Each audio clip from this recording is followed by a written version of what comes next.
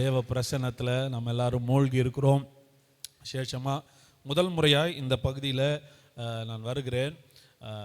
உங்களோடு இணைந்து கர்த்தரை ஆராதிப்பது எனக்கு மிகுந்த சந்தோஷம். அன்போடு அழைத்து அருமையான போதகர் ஐயா அவர்களுக்கும் பாஸ்டர் ஜேபஸ் அவர்களுக்கும் நான் நன்றி சொல்லுகிறேன். ஃபோன் மூலமாக பேசியிருக்கிறோம் பாஸ்டர் ஜேபஸ் அவர்களோட. இதுதான் முதல் முறை அவர்களையும் நேரில் சந்திப்பது. ஆனால் இங்கே வந்து நான் இந்த சபையை பார்த்தும் அருமையான உங்களுடைய மூத்த போதகரை பார்த்தும் மிகவும் சந்தோஷப்பட்டேன், ஆச்சரியப்பட்டேன். ஏன்னா என்னுடைய வயதிற்கு மூத்தவர்கள் எனக்கு முன்பாக இருந்த தலைமுறையெல்லாம் பேசினதை நான் கேட்டிருக்கிறேன்.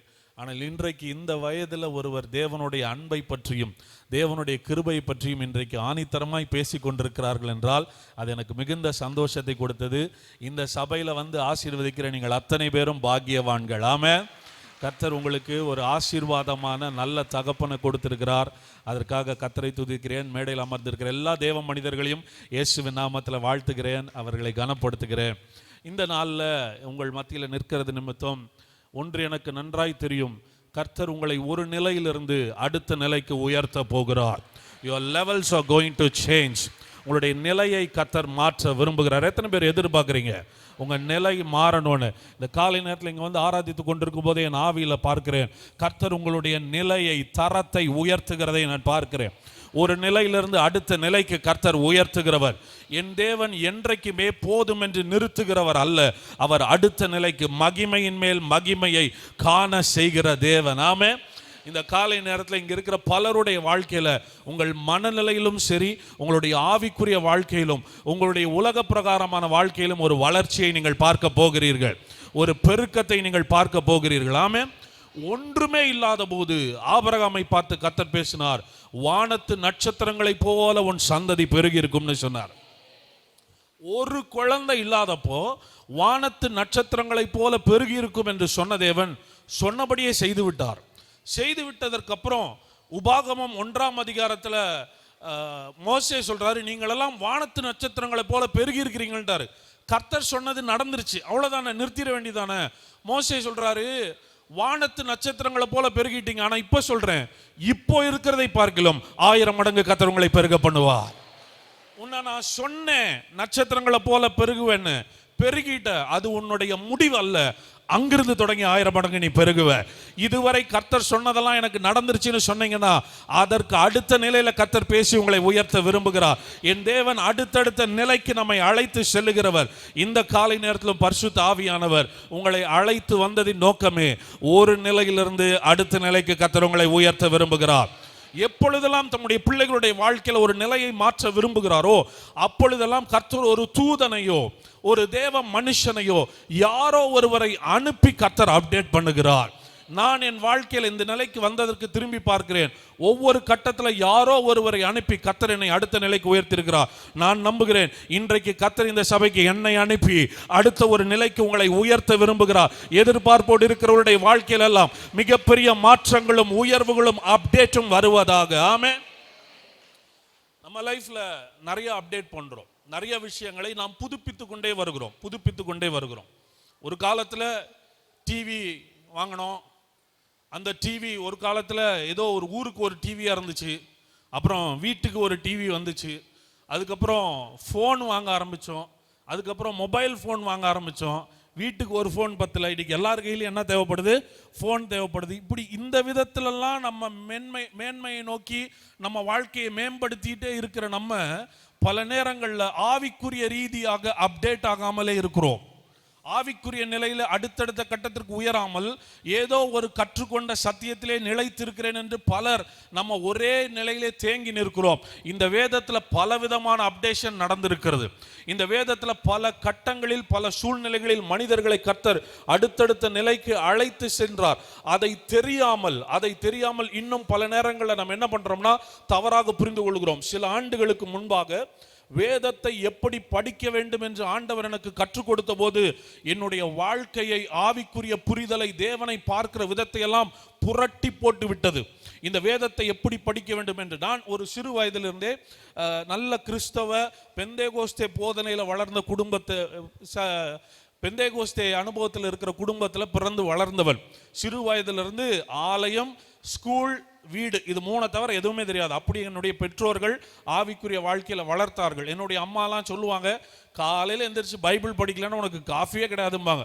அவங்களுக்காகவாது பைபிள் படித்தே ஆகணும். அப்படி என்ன பண்ணுவேன், எங்கள் அம்மா சொல்லி கொடுத்தாங்க, ஒரு நாளைக்கு ஒரு நீதிமொழிகளாவது நீ என்ன பண்ணு, படி. 31 நாளைக்கு 31 நீதிமொழிகள், எந்தெந்த நீதிமொழிகள் என்னென்ன வசனம் வரும்னு பார்த்தாலே தெரியும். அந்த அளவுக்கு படிச்சிட்டோம்.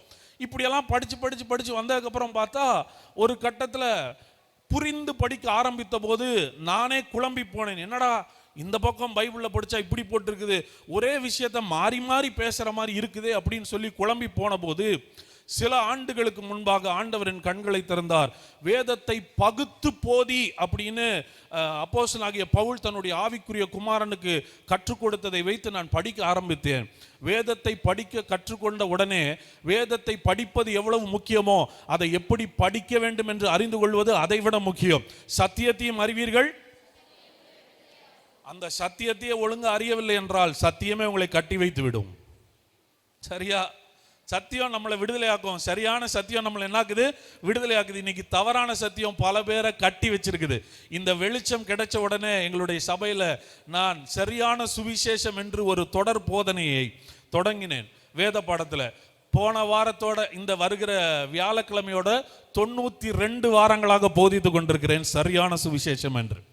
அநேக சுவிசேஷத்தையே தவறாக கேட்டதினாலே வாழ்க்கை கட்டப்பட்ட நிலையில் இருக்கிறார்கள். பழைய ஏற்பாட்டில் ஒரு பகுதி எடுத்து படிச்சோன்னா, ஓய்வு நாளில் ஒருத்தன் விறகு எடுத்தானா அவனை கல்லெறிஞ்சு என்ன பண்ணிருங்கன்னு போட்டிருக்குது, கொன்றுங்கன்னு போட்டிருக்குது. கொன்றுங்கன்னு கர்த்தர் சொன்னார்னே கொண்டுறாங்க. கர்த்தர் சொன்னாரு, ஓய்வு நாளில் ஒருத்தன் விறகு எடுத்தா கொன்னுட்டாங்க. அதே புதிய ஏற்பாட்டில் ஒரு விபச்சாரத்துல கையும் களவுமாய் பிடிப்பட்ட ஒரு ஸ்திரியை இயேசுவினிடத்துல கொண்டு வந்து, இந்த பாருங்க நியாயப்பிரமாணம் சொல்லுது, இப்படிப்பட்ட பாவத்தில் பிடிப்பட்டவர்களை என்ன பண்ணணும், கல்லெறிந்து கொல்ல வேண்டும் என்று இயேசுவினிடத்துல கொண்டு வந்து நிறுத்தும் போது அவர் சொல்லுகிறார், உங்களில் பாவமே செய்யாதவன் முதக்கல்ல போடுன்னு சொல்லிட்டாரு. ஒரு விறகு பொறுக்கனவே சாகுறான். ஆனா இங்க விபச்சாரம் செஞ்சுட்டு ஒருத்தனுக்கு இயேசு மன்னிப்பை கொடுக்கிறார். எதை வைத்து வருகிறார்கள் தெரியுமா? நியாயப்பிரமாண புஸ்தகத்தை. என் இயேசு எவ்வளவு நல்லவர் தெரியுமா? நியாயப்பிரமாணமா நீங்களானா நியாயப்பிரமாணத்தை வெயி, நான் என் ஜனங்களை நேசிக்கிறேன், அவங்க நல்லா இருக்கணும், அவங்க வாழ்ந்திருக்கணும், அவர்களுடைய சுகத்தை விரும்புகிற நல்ல தேவன். ஆமென். இந்த காலை நேரத்தில் நீங்க ஆண்டவரை தேடி வந்திருக்கிறீங்கன்னு நினைச்சீங்கன்னா நான் சொல்றேன், இங்க இருக்கிற பலரை கர்த்தர் தேடி கொண்டிருக்கிறார். God is searching for you. கர்த்தர் உங்களை தேடி கொண்டிருக்கிறார். பழைய ஏற்பாட்டில் கர்த்தரை தேடுங்கள், கர்த்தருக்கு காத்திருங்கள், கர்த்தரை கண்டடையத்தக்க சமயத்தில் தேடுங்கள் இப்படியெல்லாம் வசனத்தை படிச்சுட்டு இன்னும் நீங்க கர்த்தரை தேடிட்டு இருப்பீங்கன்னா நீங்க தேடக்கூடிய தூரத்திலலாம் இல்லை, அவரை கண்டடைந்ததினால் தான் நீங்க வந்திருக்கிறீர்கள். இயேசுதான் முதல்ல சொன்னார், நான் பாவிகளை தேடி வந்திருக்கிறேன், நீங்கள் என்னை தேடி வரவில்லை, நான் உங்களை தேடி வந்திருக்கிறேன். இன்றைக்கு வரைக்கும் நமக்காக காத்திருக்கிற நல்ல தேவன்.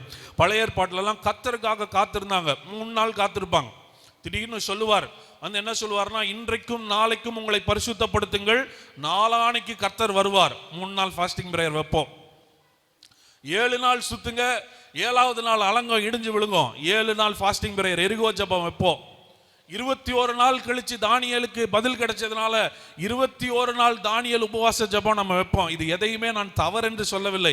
21 நாள் என்ன, 100 நாள் கூட நம்ம ஜெபிக்கலாம். ஆனா 21வது நாள் வருவார்ன்றது தப்பு. நீ ஜெபிக்க தொடங்கும் போதே கர்த்தர் உன்னோடு கூட இருக்கிறார். நீங்க ஆண்டவரோட இணைஞ்சு தான் இருக்கிறீங்க. புதிய ஏற்பாட்டில் இயேசு என்ன சொல்றாரு தெரியுமா? எங்கே 2 அல்லது 3 பேர் என் நாமத்தினாலே கூடி இருக்கிறீர்களோ அங்கே வருவேன்னாரா, இருக்கிறேன்னாரா? இருக்கிறேன்னா என்ன அர்த்தம் தெரியுமா? உங்களுக்கு முன்னாடி அவர் வந்திருக்கிறார்னு அர்த்தம். உங்களுக்காக அவர் காத்து கொண்டிருக்கிறார் என்று அர்த்தம். இந்த காலை நேரத்திலும் இந்த இடத்துல ஆண்டவர் உங்களுடைய வருகைக்காக காத்திருந்து உங்களுக்கு ஊழியம் செய்ய விரும்புகிறார். பக்கத்தில் இருக்கவங்களுக்கு கை கொடுத்து சொல்லுங்க, ஆண்டவருக்கு நீங்க விசேஷமானவர்கள். You are very special to God. ஆண்டவருக்கு நீங்க ரொம்ப விசேஷமானவங்க. அவர் பரலோகத்தை விட்டு இந்த பூமியில இறங்கி வந்ததற்கு காரணமே, அவர் இறங்கினதே உங்களை உயர்த்துவதற்காகத்தான், என்னை தூக்கி எடுப்பதற்காக தான் அவர் இறங்கி வந்திருக்கிறார். ஆமென். இந்த காலை நேரத்திலும் கர்த்தருடைய வார்த்தையை நீங்கள் பெற்றுக்கொள்ளுங்கள். இப்படி உட்கார்ந்து ஆண்டவருடைய வார்த்தையை கேட்கிற நேரம் உங்க வாழ்க்கையில லட்சக்கணக்கான கோடிக்கணக்கான பணங்களை சம்பாதிப்பதை விட கர்த்தருடைய வார்த்தையை கேட்கிற நேரம் ஆசீர்வாதமான நேரம். என் வாழ்க்கையில கடந்த 15 வருஷங்களாய் நான் போதிக்கிறேன்.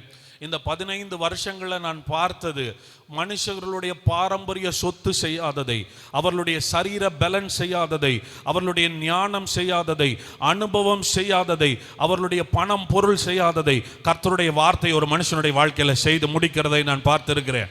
இந்த காலை நேரத்திலும் கர்த்தருடைய வார்த்தை உங்களுக்கு வரும்போது வேதம் சொல்லுகிறது, அவர் தம்முடைய வசனத்தை அனுப்பி குணமாக்கி அவர்கள் என்ன பண்றாரா, அழிவுக்கு தப்புவிக்கிறார். இன்னும் சொல்லுகிறது, நான் அனுப்புகிற வார்த்தைகள் வெறுமையாய் திரும்பாது, நான் அனுப்பின காரியம் ஆகும்படி அது செய்யும். நான் சொல்றேன், கர்த்தருடைய வார்த்தை உங்களை நோக்கி வந்துச்சுன்னா அது ஏதோ செய்யும். உங்க வாழ்க்கையில, உங்க சூழ்நிலையில அது ஏதோ செய்யும். It has power to work wonders. கர்த்தருடைய வார்த்தைக்கு அற்புதம் செய்கிற வல்லமை இருக்கிறது. நீங்கள் கேட்டால் போதும், அந்த வார்த்தை உங்களுக்குள் வந்து வேலை செய்யும். எத்தனை பேர் ஏற்றுக்கொள்ள ஆயத்தமா வந்திருக்கிறீங்க? ஆமா, இயேசு யார் வாழ்க்கையில பலன் கொடுக்கும்னு சொன்னார்னா, யாரெல்லாம் சந்தோஷமா ஏற்றுக்கொள்றாங்களோ அவங்க வாழ்க்கையில 30, 60, 100 பலன் கொடுக்கும். இந்த காலை நேரத்தில் ஆண்டவர் பேசுற வார்த்தையை சந்தோஷமா உங்க மனசுல ஏத்துக்கோங்க, உங்க இருதயத்துக்கு எடுத்துட்டு போங்க. அந்த வார்த்தை உங்கள் மனநிலையிலே வேலை செய்ய தொடங்கும். ஆமென். கர்த்தர் நல்லவர். இந்த காலையும் இந்த மதியமும் உங்கள் மத்தியிலே கர்த்தருடைய வார்த்தையை நான் பிரசங்கம் பண்ண போறேன். அநேகருக்கு நான் ஒரு புதிய முகமாக இருக்கலாம். நானும் என்னுடைய மனைவியும் ஈரோடு மாவட்டத்தில் இருக்கிற பவானி என்கிற ஒரு டவுனில் 2013 வருஷம் ஆண்டவருடைய அழைப்பை பெற்று ஒரு சபையை தொடங்கினோம். 13 வருஷங்களாக நடத்தி வருகிறோம். கடந்த 2 வருஷங்களாக ஈரோட்டிலும் ஒரு சபை தொடங்கி 2 இடத்திலும் சபை நடத்தி வருகிறோம். நான் ஒரு ஊழியர் குடும்பத்தில் பிறந்து வளர்ந்தவன் அல்ல. என்னுடைய பெற்றோர்கள் அவர்கள் ஒரு சபைக்கு விசுவாசியாய் போயிருந்தவர்கள் தான். அவர்கள் போஸ்டல் டிபார்ட்மெண்ட்டில் ஒர்க் பண்ணிட்டு இருந்தாங்க. தாயின் கருவில் உருவாதற்கு முன்னமே கர்த்தர் தெரிந்து கொள்கிறாருன்னு சொல்கிறோம்ல, அது எவ்வளோ உண்மைன்றதை என் வாழ்க்கையில் பார்த்துருக்கிறேன். எனக்கு வாலிப வயது வர்ற வரைக்கும் ஒரு விஷயத்தை அவங்க என்கிட்ட சொல்லவே இல்லை. நான் கல்லூரி போகிற சமயத்தில் தான் எங்கள் அம்மா ஒரு நாள் பேசிகிட்டு இருக்கிறப்ப எங்கிட்ட சொன்னாங்க, எப்பா உன் வாழ்க்கையில் என்ன நடந்துச்சு தெரியுமான்னு கேட்டாங்க. சொல்லுங்கம்மான்னு. அப்போ அவங்க சொன்னாங்க, நீ வயிற்றில் உருவான போதே மருத்துவர்கள் சொன்னாங்க உங்கள் வயிற்றில் இந்த குழந்தை இருக்கக்கூடாதுன்னு சொன்னாங்க. ஏன் அப்படி சொன்னாங்க? ஏன்னா முந்தின வருஷம் தான் அவங்க அக்கா பிறந்தாங்க. அக்கா பிறந்து அடுத்த வருஷமே கன்சீவ் ஆனதுனால, ஆப்ரேஷன் பண்ணதுனால இந்த குழந்தை இருக்கக்கூடாது, இருந்தால் அது உங்கள் உயிருக்கு ஆபத்துன்னு சொன்னாங்க. அப்போ மருத்துவர்கள் சொல்லியிருக்கிறார்கள், ஒன்னா தாய் இல்லைன்னா குழந்தை, 2 பேர்த்தில் யாராவது ஒருத்தர் தான் காப்பாற்ற முடியும் என்று மருத்துவர்கள் சொல்லிவிட்டார்கள். என்னுடைய தகப்பனும் தாயும் மிகுந்த வருத்தத்தோடு கேட்குறாங்க. அப்போ அந்த டாக்டர் சொல்கிறாங்க, வாய்ப்பே கிடையாது, என்ன செய்யலாம், இந்த குழந்தையை கலைச்சிருங்கன்றாங்க. குழந்தையை கலைக்கிறதா? அன்றைக்கு அவர்களுக்கு மனம் வரவில்லை. அவங்க கேட்டாங்க, நீங்கள் கலைக்கிறேன்னு ஏதாவது முயற்சி செஞ்சு ஏதாவது குறையா ஒரு குழந்தை பிறந்துச்சுன்னா எங்களால் அந்த குழந்தைய பார்த்துக்க முடியாது. லண்டனில் படிச்சுட்டு வந்த மருத்துவர் சொல்கிறாரு, அதை பற்றியெல்லாம் நீங்கள் கவலைப்படாதீங்க, அதுக்கு நாங்கள் கேரண்டி, நாங்கள் பார்த்துக்கிறோம். ஆனால் இந்த குழந்தை இருக்கக்கூடாது, சீக்கிரம் அதை கலைக்கணும்னு சொல்லும்போது என்னுடைய பெற்றோர்கள் சரி என்று சொல்லிவிட்டார்கள். அப்பொழுது அந்த மருத்துவர் இருக்கிறதுலே பவர்ஃபுல்லான அபார்ஷன் மெடிசன் எங்கள் அம்மாவுக்கு கொடுத்து, குழந்தை கலைஞ்சிரும், நீங்கள் எங்காவது ஒரு பஸ் டிராவல் போயிட்டு வாங்கன்னு சொல்லும்போது என்னுடைய தகப்பனும் தாயும் திருப்பத்தூரில் நடந்த உபவாச ஜபத்திற்கு அவர்கள் டிராவல் பண்ணி போயிட்டு வந்தாங்க. அவர்கள் டிராவல் பண்ணி போயிட்டு வந்து அந்த குழந்தை கலையில், குழந்தை வளர்ந்து கொண்டே இருக்கிறது. 9 மாதத்தில் என்னுடைய தாய்க்கு மிகப்பெரிய ஜுரம், பயங்கரமான ஜுரம் வந்து ஈரத்துணியில் சுற்றி படுக்க வச்சிருந்த போது மருத்துவர்கள் சொன்னார்களாம், இப்போதான் வேலை செய்யுது, குழந்தை அவ்வளோதான்னு. ஆனால் 9 மாதம் கழித்து குழந்தையை வயிற்றிலிருந்து வெளியே எடுத்த போது தண்ணீரை குடித்து புறையேறி விட்டது என்று இன்குபேட்டரில் வச்சு மருத்துவர்கள் சொன்னாங்களாம். வயிற்றில் புழைச்ச குழந்தை வெளியே வந்து செத்துரும், உங்களுக்கு தான் ஏற்கனவே ஒரு பெண் குழந்தை இருக்குல்ல, மனசை தேத்திக்கோங்க, இந்த குழந்தையை காப்பாற்ற முடியாதுன்னு சொன்னபோது படுக்கையில் படுத்திருந்து என்னுடைய தாய் ஒரு ஜபம் பண்ணியிருக்கிறாங்க. ஆண்டவரே, ஆண் குழந்தையை கொடுத்துருக்கிறீங்க, உயிரை மட்டும் கொடுத்து நான் ஊழியத்துக்கு கொடுக்குறேன்ப்பான்னு படுத்துட்டு எங்கள் அம்மா ஒரு பக்கம் ஜபம் பண்ண. என்னுடைய தகப்பன், நான் குழந்தையை பார்க்க வரமாட்டேன்னு எங்கள் அப்பா போய் ஜோம் பண்ணும்போது அவருக்கு ஒரு வசனம் கிடைச்சிருக்குது, என் சுதந்திரத்தை நான் கைவிட மாட்டேன், பிள்ளைகள் கர்த்தரால் வரும் சுதந்திரம் சொன்னா அவருக்கு ஒரு தைரியம் வந்துருச்சு. அப்போ இந்த சுதந்திரத்தை கர்த்தர் கைவிட மாட்டார்னு 7 நாள் கழிச்சு பெற்றோர்கள் வந்து கொடுக்கும்போது சொன்னார்களாம், ஜபத்திலே இந்த குழந்தையை வாங்கிட்டீங்க, ஆனால் இந்த குழந்தையை நீங்கள் ரொம்ப பத்திரமா பார்த்துக்கணும், ஏன்னா பொறையர்னா கூட இந்த குழந்தை செத்துரும்னு சொன்னாங்க. ஆனால் இன்னைக்கு நான் சொல்றேன், அபார்ட் பண்ண குழந்தையை உயிரோட காப்பாற்றி வெளியே கொண்டு வந்து இன்னைக்கு இத்தனை பேருக்கு பிரசங்கம் பண்ண வச்சிருப்பார்னா அந்த தேவன் குறித்ததை ஒருவனும் மாற்றவே முடியாது. அவர் சொன்னதை செய்யும் அளவும் கைவிடுகிற தேவன் அல்ல. ஆமென். இவ்வளோ எனக்கு சொல்லி சொல்லி சின்னதுல இருந்தே நீ ஒரு ஊழியக்காரன் தான் சொல்லி என் ஸ்கூல்லலாம் எல்லாரும் என்ன ஆக போறேன்னு கேட்டாலாம் டாக்டர் என்ஜினியர்னாங்கன்னா வெக்கப்படாமல் எந்திரிச்சு பாஸ்டர்னு உட்காருவேன். முழு கிளாஸு சிரிக்கும், பாஸ்டரா அப்படின்னு. அப்படிதான் பாஸ்டர்னு வளர்ந்த எனக்கு நான் கல்லூரி படிக்க போகும்போது பயம் வந்து விட்டது. போதகர்களுடைய நிலையை பார்த்து நான் பயந்தேன். ஏன்னா ஒரு விசுவாசியா உட்கார்ந்துருக்கும் போது தெரியும் போதகர்களை பத்தி என்னென்ன பேசுறாங்க பாரு, காணிக்க வாங்க வந்துட்டாங்கன்னு பேசுவாங்க. இதெல்லாம் கேட்கும்போது எனக்கு ஒரு பயம், ஒரு தயக்கம், நம்ம எப்படி ஊழியம் செய்ய போறோம்னு. அப்போ நான் படித்து முடித்து விட்டு பிஏ படித்து எம்ஏ படித்து எம்ஃபில் படித்து முடிச்சுட்டு வேலைக்கு நம்ம போயிடலான்னு சொல்லிட்டு என்னுடைய வீட்டில் சொல்லிட்டு ஒரு என்ஜினியரிங் காலேஜில் நான் போய் வேலைக்கு அப்ளை பண்ணேன். எனக்கு அன்னைக்கு வந்து ஒரு லெக்சரராக வேலை கிடைத்தது. 10,000 ரூபா சம்பளத்துக்கு லெக்சரராக வேலை கொடுத்தாங்க 2010 ஒரு கல்லூரியில் போய் வேலைக்கு சேர்ந்து விட்டேன். வேலைக்கு சேர்ந்து விட்டால் தனியாக வீடு எடுத்துருக்கிறேன், வண்டி வாங்கி கொடுத்துட்டாங்க வீட்டில், வேலைக்கு போகிறேன், சம்பளம் கிடைக்குது, வீட்டுக்கு நான் காசு கொடுக்க வேண்டிய அவசியம் இல்லை, எனக்கு வேணும்னா வீட்டிலேருந்து பணம் கொடுப்பாங்க. இப்படி சகல வசதியோடு இருந்த எனக்கு 4 மாதத்திற்கு மேல் வேலை செய்ய முடியவில்லை. எல்லாமே கையில் இருந்தாலும் மனசில் திருப்தி இல்லை. என்னடா வாழ்க்கைன்னு யோசிக்கிற நேரத்தில் தான் ஞாபகம் வந்துச்சு, பிறக்கும் போதே அப்பா அம்மா என்ன பண்ணியிருக்கிறாங்க, ஊழியத்துக்கு ஒப்பு கொடுத்துருக்குறாங்கன்னு. நான் யோசித்தேன், இதுக்கு மேலே நம்மளால் சர்வைவ் பண்ண முடியாதுன்னு நான் தங்கியிருந்த அந்த ஒரு அறையிலே நான் ஜெபிக்கலாம் என்று ஒரு 3 நாள் ஜெபம் பண்ணலான்னு சொல்லிட்டு அந்த அறைக்குள்ளே போய் உட்கார்ந்து ஜெபிக்க ஆரம்பித்தேன். 2வது நாள் ஆனது, என்னுடைய மனக்கண்கள் திறக்க ஆரம்பித்தது. சத்தம் கேட்கிறது, நீ போக வேண்டும், பவானியில் போய் நீ சபை ஆரம்பிக்க வேண்டும், உன்னை கொண்டு இடிந்த அலங்கங்களை நான் கட்டி எழுப்புவேன், குடும்பங்கள் கட்டப்படும், நீ எனக்கு ஊழியம் செய்ய வேண்டும் என்கிற சத்தத்தை கேட்டு அதிர்ந்து போய் கதறி அழுது என் அம்மாவுக்கு ஃபோன் பண்ணி பேசுறேன். அம்மா, ஆண்டவர் பேசுறாருமானா எங்க அம்மாவுக்கு வந்த சந்தோஷத்துக்கு அளவே இல்லை. ஏன்னா வேலைக்கு போன அன்னைக்கு எங்க அம்மா அழுதாங்க, ஆனா மறுபடியும் ஊழியத்துக்கு வரணும்னா எங்க அம்மாவுக்கு பயங்கர சந்தோஷம். ரொம்ப சந்தோஷத்தோட அன்னைக்கு அந்த வேலையை ரிசைன் பண்ணிட்டு பவானி வந்துட்டேன். இந்த தரிசனமும் இந்த அழைப்பும் எனக்கு ஒரு பக்கம் சந்தோஷத்தை கொடுத்தாலும் வீட்டுக்கு வந்ததுக்கு அப்புறம் என்ன செய்யறதுன்னு தெரியல. ஏன்னா எப்படி ஒரு ஊழியம் ஆரம்பிக்கணும்னு எனக்கு தெரியாது. ஆனால் 2011ஆம் வருஷம் 1 வருடம் வீட்டிலேயே இருந்தபோது மறுபடியும் ஒரு தரிசனத்தை கொடுத்து 2013ஆம் வருஷம் நானும் என்னுடைய மனைவியும் ஜனவரி மாதம் எங்களுக்கு திருமணமானதற்கு அப்புறம் 2013ஆம் வருஷம் ஜூன் மாதம் ஒரு இடத்துல போய் ஒரு சின்ன இடத்தை சபைக்காக கேட்டோம். நிறைய இடத்துல தரமாட்டேன்னு சொன்னாங்க, ஒரு இடத்துல கொடுக்குறேன்னு சொன்னாங்க. அப்படி துவங்கின ஊழியம் இன்றைக்கு 13 ஆண்டுகளாய் அந்த பட்டணத்தில் மாத்திரமல்ல, வெளி ஊர்களிலும் வெளி மாநிலங்களிலும் வெளி தேசங்களிலும் பலருக்கு இந்த வார்த்தையின் மூலமாய் கர்த்தர் அவர்களை ஆசீர்வதித்து பயன்படுத்தி வருகிறார். அந்த தேவன் உண்மை உள்ளவர், அவர் மாறாதவர். இன்றைக்கு வரைக்கும் படிப்படியா ஸ்டெப் பை ஸ்டெப்பா அப்டேட் பண்ணிட்டு வரார். அதனால நான் நம்புறேன், இந்த இடத்துல இல்ல, எந்த இடத்துல அவர் சமூகத்தில் கூடி வந்தாலும் அடுத்த நிலைக்கு கர்த்தர் நம்மை அப்டேட் பண்ணுகிறார். நம்முடைய வளர்ச்சிக்கு முடிவே கிடையாது. இந்த இடத்துல வந்திருக்கிற நீங்கள் ஒருவேளை நாங்களாம் 50 வருஷம் சபைக்கு வரேன்னு நீங்க சொல்லலாம், அல்லது 10 தலைமுறையா நாங்கள் ஆண்டவர் ஆராதிக்கிறோன்னு சொல்லலாம். உங்களுக்கும் அப்டேஷன் தேவை. உங்களையும் கர்த்தர் அடுத்த நிலைக்கு உயர்த்த விரும்புகிறார். கற்றுக்கொள்ளுகிறவர்கள் அவர்களுடைய வளர்ச்சி நிற்பதே கிடையாது, கற்றுக்கொள்ளுகிறவர்கள் வளர்ந்து கொண்டே இருக்கிறார்கள். ஆமென். எத்தனை பேர் வார்த்தை கேட்க ஆயத்தமா இருக்கிறீங்க? ரைட். இயேசு இந்த பூமியில வந்து ஊழியம் செய்ய தொடங்கின உடனே அவர் செஞ்ச ஃபர்ஸ்ட் வேலையே அப்டேட் தான். அவர் வந்த உடனே உலகத்தில் வந்து ஊழியம் அப்டேட்னா மேம்படுத்த தொடங்குகிறார். பழையதை தாண்டி புதிய ஒன்றை பேச தொடங்குகிறார். இயேசு கிறிஸ்து பேசின பிரசங்கமும் போதனைகளும் அன்றைக்கு இருந்த ஆபிரகாமின் சந்ததி என்று சொல்லப்பட்ட யூதர்களுக்குள்ளே பயங்கர கலக்கத்தை கொண்டு வந்தது. அவர்களால் ஏற்றுக்கொள்ளவே முடியவில்லை. இவர் என்ன வித்தியாசமான பிரசங்கத்தை பேசுகிறார் என்று இயேசுவை கல்லெறிய முயற்சி செய்தார்கள். ஏனென்றால் இவர் வார்த்தை மாம்சமானவர் வேறு விதமாய் பேசுவதை அவர்களால் ஏற்றுக்கொள்ளவே முடியவில்லை. வந்தவுடனே சொன்னார், என்று பூர்வத்தாருக்கு உரைக்கப்பட்டதாக கேள்விப்பட்டிருக்கிறீர்கள், ஆனால் நான் உங்களுக்கு சொல்லுகிறேன்.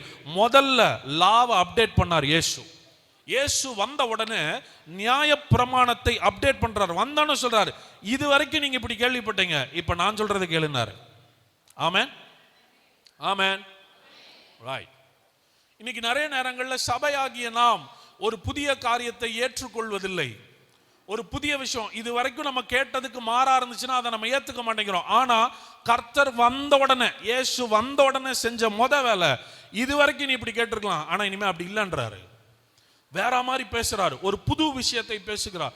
இந்த புதிய விஷயத்தை பேசும்போது சிலர் அதை ஏற்றுக்கொள்கிறார்கள், கற்றுக்கொள்கிறார்கள். சிலரால் அதை ஏற்றுக்கொள்ளவே முடியவில்லை. ஆனாலும் அவர்களுக்காக இயேசு மாறவில்லை. இயேசு அவர்களை மாற்ற கடைசி வரைக்கும் போராடினார். கடைசி வரைக்கும் போராடினார். இயேசு ரெண்டு இடத்துல தான் அழுதார். எந்தெந்த இடத்துல அழுதாருன்னு சொல்லுங்க பார்ப்போம். லாசர் வீட்டில் அழுதார். இன்னொரு தடவை எருசலேமை பார்த்து அழுதார். இதுலயே நீங்க புரிஞ்சுக்கணும் ஆண்டவருடைய மனசு எப்படின்னு. லாசர் வீட்டில் எதுக்கு அழுதாருன்னு நினைக்கிறீங்க? லாசர் செத்ததுக்காகலாம் இயேசு அழவே கிடையாது. ஏன்னா அவருக்கு தெரியும் இன்னும் கொஞ்ச நேரத்தில் என்ன பண்ண போறான், எந்திரிக்க போறான். சொல்லி தான் கூட்டிட்டு வந்தாரு. லாசருவை எழுப்பலாம் வானார். அதனால லாசர் செத்ததுக்காகலாம் அவர் அழல. லாசர் உடனே எழுப்பிடுவார். அவர் எதற்காக அழுதார் தெரியுமா? மார்த்தாள் மரியாள் அழுததினால் அவர் அழுதார். நான் சொல்றேன், உங்க கண்ணில் கண்ணீர் வந்தா இயேசு கண்ணில் கண்ணீர் வரும். அவர் உங்க பிரச்சனையினாலலாம் மூவ் ஆகல. உங்க பிரச்சனை இயேசு சீக்கிரம் மாத்திர முடியும். ஆனா உங்களுடைய கவலையில, உங்களுடைய கண்ணீரில் அவர் பங்கெடுக்க விரும்புகிறார். Jesus Christ, Jesus wept. இயேசு அழுதார். லாசர் செத்துட்டானேன்னு அழுகல.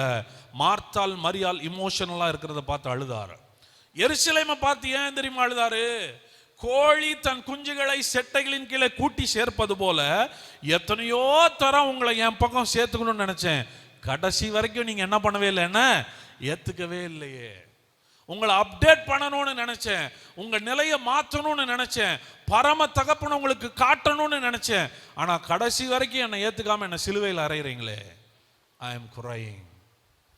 பல விதங்களிலே தேவன் நம்மை நெருங்கவும் நம்முடைய நிலையை மாற்றவும் நம்மோடு பேசிக்கொண்டே இருக்கும்போது அதை புரிந்து கொள்ளாமல், அதற்கு உணர்வில்லாமல், அதை ஏற்றுக்கொள்ளாமல் இருக்கும்போது என்னுடைய தேவனுடைய மனது வலிக்கிறது அவருக்கு.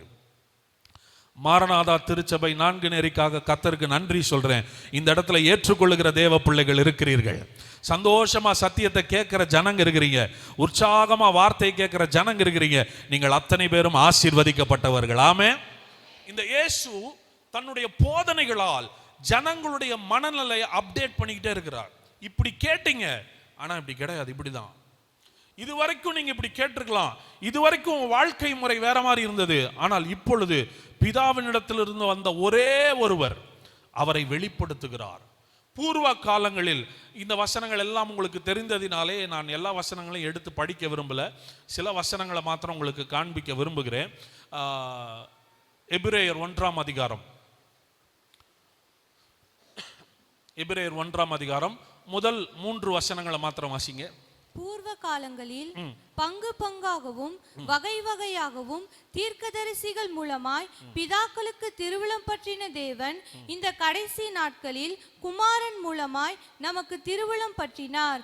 இவரை சர்வத்துக்கும் சுதந்திரவாளியாக நியமித்தார். இவரை கொண்டு உலகங்களையும் உண்டாக்கினார். இவர் அவருடைய மகிமையின் பிரகாசமும் அவருடைய தன்மையின் சொரூபமாய் இருந்து சர்வத்தையும் தம்முடைய வல்லமையுள்ள வசனத்தினாலே தாங்குகிறவராய் தம்மாலே தாமே நம்முடைய பாவங்களை நீக்கும் சுத்திகரிப்பை உண்டு பண்ணி உன்னதத்தில் உள்ள மகத்துவமானவருடைய வலது பாரிசத்திலே உட்கார்ந்தார். கவனியுங்கள், முதல் வசனத்துல வாசிக்கிறோம், பூர்வ காலங்களில். நல்ல கவனிங்க, பூர்வ காலங்களில், முந்தின காலங்களில். பூர்வ காலங்களில் பங்கு பங்காகவும் வகை வகையாகவும், அப்படின்னா பார்ட்டா டிசைனா, கொஞ்சம் கொஞ்சமா. யார் மூலமாக தான் கர்த்தர் திருவுளம் பற்றினாராம்? தீர்க்கதரிசிகள் மூலமாக தான் கர்த்தர் பேசினார். ஒருவரும் தேவனை நேரடியாக பேசி கேட்கவில்லை. தீர்க்கதரிசிகள் மூலமாகவே கர்த்தர் பேசி கொண்டிருக்கிறார். உதாரணத்துக்கு தீர்க்கதரிசி ஒன்று சொன்னா அது கர்த்தரே சொன்ன மாதிரி ஏத்துக்குவாங்க. இதுல என்ன பிரச்சனை பிரதர் அப்படின்னா, தீர்க்கதரிசி கொஞ்சம் மிஸ்டிரான்ஸ்லேட் பண்ணிட்டார்னா, தீர்க்கதரிசி கொஞ்சம் மாத்தி சொல்லிட்டார்னா அது யாரு சொன்ன மாதிரியே ஆயிரும்னா கர்த்தர் சொன்ன மாதிரியே ஆயிரும். தீர்க்கதரிசிகள் பல நேரங்களில் தங்களுடைய அனுபவங்களில் இருந்தும் பேசிவிட்டார்கள். தீர்க்க தரிசனங்கள் சில புரியாததையும் பேசிவிட்டார்கள். உதாரணத்துக்கு இங்க நான் இங்கிலீஷ்ல பேசி ஒருத்தரை டிரான்ஸ்லேஷனுக்கு தமிழ்ல வைக்கிறேன்னு வைங்களேன். நான் இங்கிலீஷ்ல பேசுறது அவர் எதுல பேசுவாரு? தமிழ்ல உங்கள்கிட்ட பேசுவார். ஒருவேளை நான் பேசுற ஒரு வார்த்தை அவருக்கு புரியலன்னு வைங்களேன், அவர் பாப்பாரு, புரியல இவர் என்ன சொல்றாருன்னு. ஆனாலும் நம்ம தெரியலன்னு சொல்லக்கூடாது, நமக்கு தெரிஞ்சதை சொல்லுவோம்னு ஏதோ ஒன்று என்ன பண்ணலாம், அவரு சொல்லிடலாம். ஆக மொத்தம் உங்களுக்கு நான் சொன்னது புரியாது, யார் சொன்னதான் புரியும்? ஒரு வார்த்தையை மாத்தி பேசினாலும் மெசேஜ் மாறுற மாதிரி பழைய ஏற்பாட்டில் தீர்க்கதரிசிகள் மூலமாய் உரைத்த போது தேவனை பற்றிய தவறான புரிதல்கள் வந்துவிட்டது. அதனால தான் இயேசுவினிடத்தில் ஒரு முறை வந்து கேட்கிறார்கள், தள்ளுதற் சீட்டை கொடுத்து என் மனைவியை தள்ளிவிடலாமா? மோசே எங்களுக்கு சொல்லி இருக்கிறார். உடனடியான இயேசுவின் பதில் என்ன தெரியுமா? அது மோசே சொன்னார், நான் சொல்லவில்லை என்று விட்டார். தள்ளுதல் சீட்டை கொடுத்து மனைவியை தள்ளிவிடலாம் என்று வேதத்தில் அந்த வசனம் இருக்கிறது. ஆனால் இயேசு போல்டா சொல்றாரு, நான் சொல்லல. அது யார் சொன்னது? அப்படின்னா வேதத்தில் இருக்கிற எல்லாமே கர்த்தர் சொன்னதல்ல.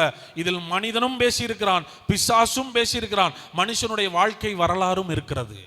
இந்த வேதத்தை பகுத்து படிக்க தெரியவில்லை என்றால் பல நேரத்தில் இந்த வேதத்தை தவறாக புரிந்து கொள்வதனால் நம்முடைய வாழ்க்கையே கட்டி வைக்கப்படுகிறது. அப்டேட் பண்றார் இயேசு வந்து, இதுவரைக்கும் இப்படி கேட்டிருக்கிறீங்க இல்ல, நான் உங்களுக்கு சொல்றதை கேளுங்க. பூர்வ காலங்களில் தீர்க்கதரிசிகள் மூலமாய் பிதாக்களுக்கு திருவுளம் பற்றினவர். 2வது வசனத்தை போடுங்க. இந்த கடைசி நாட்களில் குமாரன் மூலமாய் நமக்கு என்ன பண்ணுகிறாராம்? அப்படின்னா இன்னைக்கு நம்ம நிறைய கேள்விப்படுறோம், கடைசி நாட்கள் கடைசி நாட்கள்னு. கடைசி நாட்களில் இப்பெல்லாம் இல்லை, அப்பயே சொல்றாங்க கடைசி நாட்களில். கடைசி நாட்களில் மாம்சமான யாவர் மேலும் என் ஆவியை. அப்ப கடைசி நாட்கள் எங்கேயோ தொடங்கி விட்டது. இப்பதான் கடைசி நாட்கள்னு நம்ம நினைக்க கூடாது. கடைசி நாட்களில் கர்த்தர் யார் மூலமாய் பேசுகிறாராம்? குமாரன் மூலமாக தான் என்ன பண்றாராம்? திருவுளம் பற்றுகிறார். அப்போ நீங்க தேவனை அறிந்து கொள்ள வேண்டும் என்றால் இயேசுவை பார்க்க வேண்டும். என்னை கண்டவன் யாரை காண்கிறான்? பைபிள் படிக்கும் போது ஒரு ஈஸியான டிப் சொல்லி கொடுக்குறேன் பாருங்க. எந்த சத்தியம்லாம் இயேசு கிட்ட மேட்ச் ஆகலையோ அதை சத்தியமாவே நீங்க எடுத்துக்காதீங்க. எந்த சத்தியத்தை எல்லாம் இயேசுவினிடத்தில் பார்க்க முடியவில்லையோ அதை நீங்கள் ஏற்றுக்கொள்ள வேண்டாம். ஏனென்றால் இயேசு எப்படி இருப்பாரோ அப்படிதான் பிதாவும் இருப்பார். நம்ம என்ன நினைச்சுக்கிட்டோம்னா இயேசு நல்லவருங்க, பிதா கெட்டவருங்க. ஏன்னா பழைய ஏற்பாட்டில் அடிச்சு தூக்குறாரு, எல்லாத்தையும் கொன்றாரு, அடிக்கிறாரு, அக்கினி இறக்குறாரு, பூமியை பிளந்து விழுங்குறாரு. அதனால தேவன் அவர் மோசமானவர், இயேசு ரொம்ப நல்லவர். இல்ல இயேசு சொல்றாரு, நான் எப்படியோ அப்படிதான் என் அப்பாவும் இருக்கிறாரு, நானும் என் பிதாவும் எப்படி இருக்கிறோம்? ஒன்றா இருக்கிறோம்.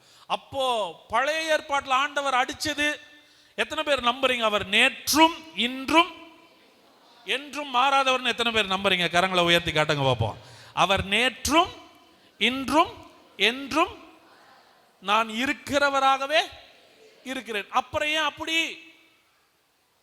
இங்கதான் நம்ம புரிஞ்சுக்கணும், கர்த்தர் மாறல, நம்முடைய புரிதல் தான் மாறுது.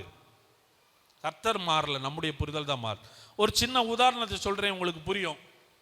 சின்ன வயசுல நமக்கு உடம்பு சரியில்லைன்னா நம்மளை மருத்துவர்கள்ட்ட கூட்டு போறாங்கன்னு வைக்குங்க ஒரு குழந்தைய. அந்த மருத்துவர் செக் பண்ணிட்டு இந்த குழந்தைக்கு அதிகமான ஜுரம் இருக்குது, ஃபீவர் இருக்குது, இதுக்கு ஒரு இன்ஜெக்ஷன் போட்டுருவோன்னு சொல்லி ஊசி எடுத்தோடனே குழந்தை என்ன பண்ண ஆரம்பிக்குது?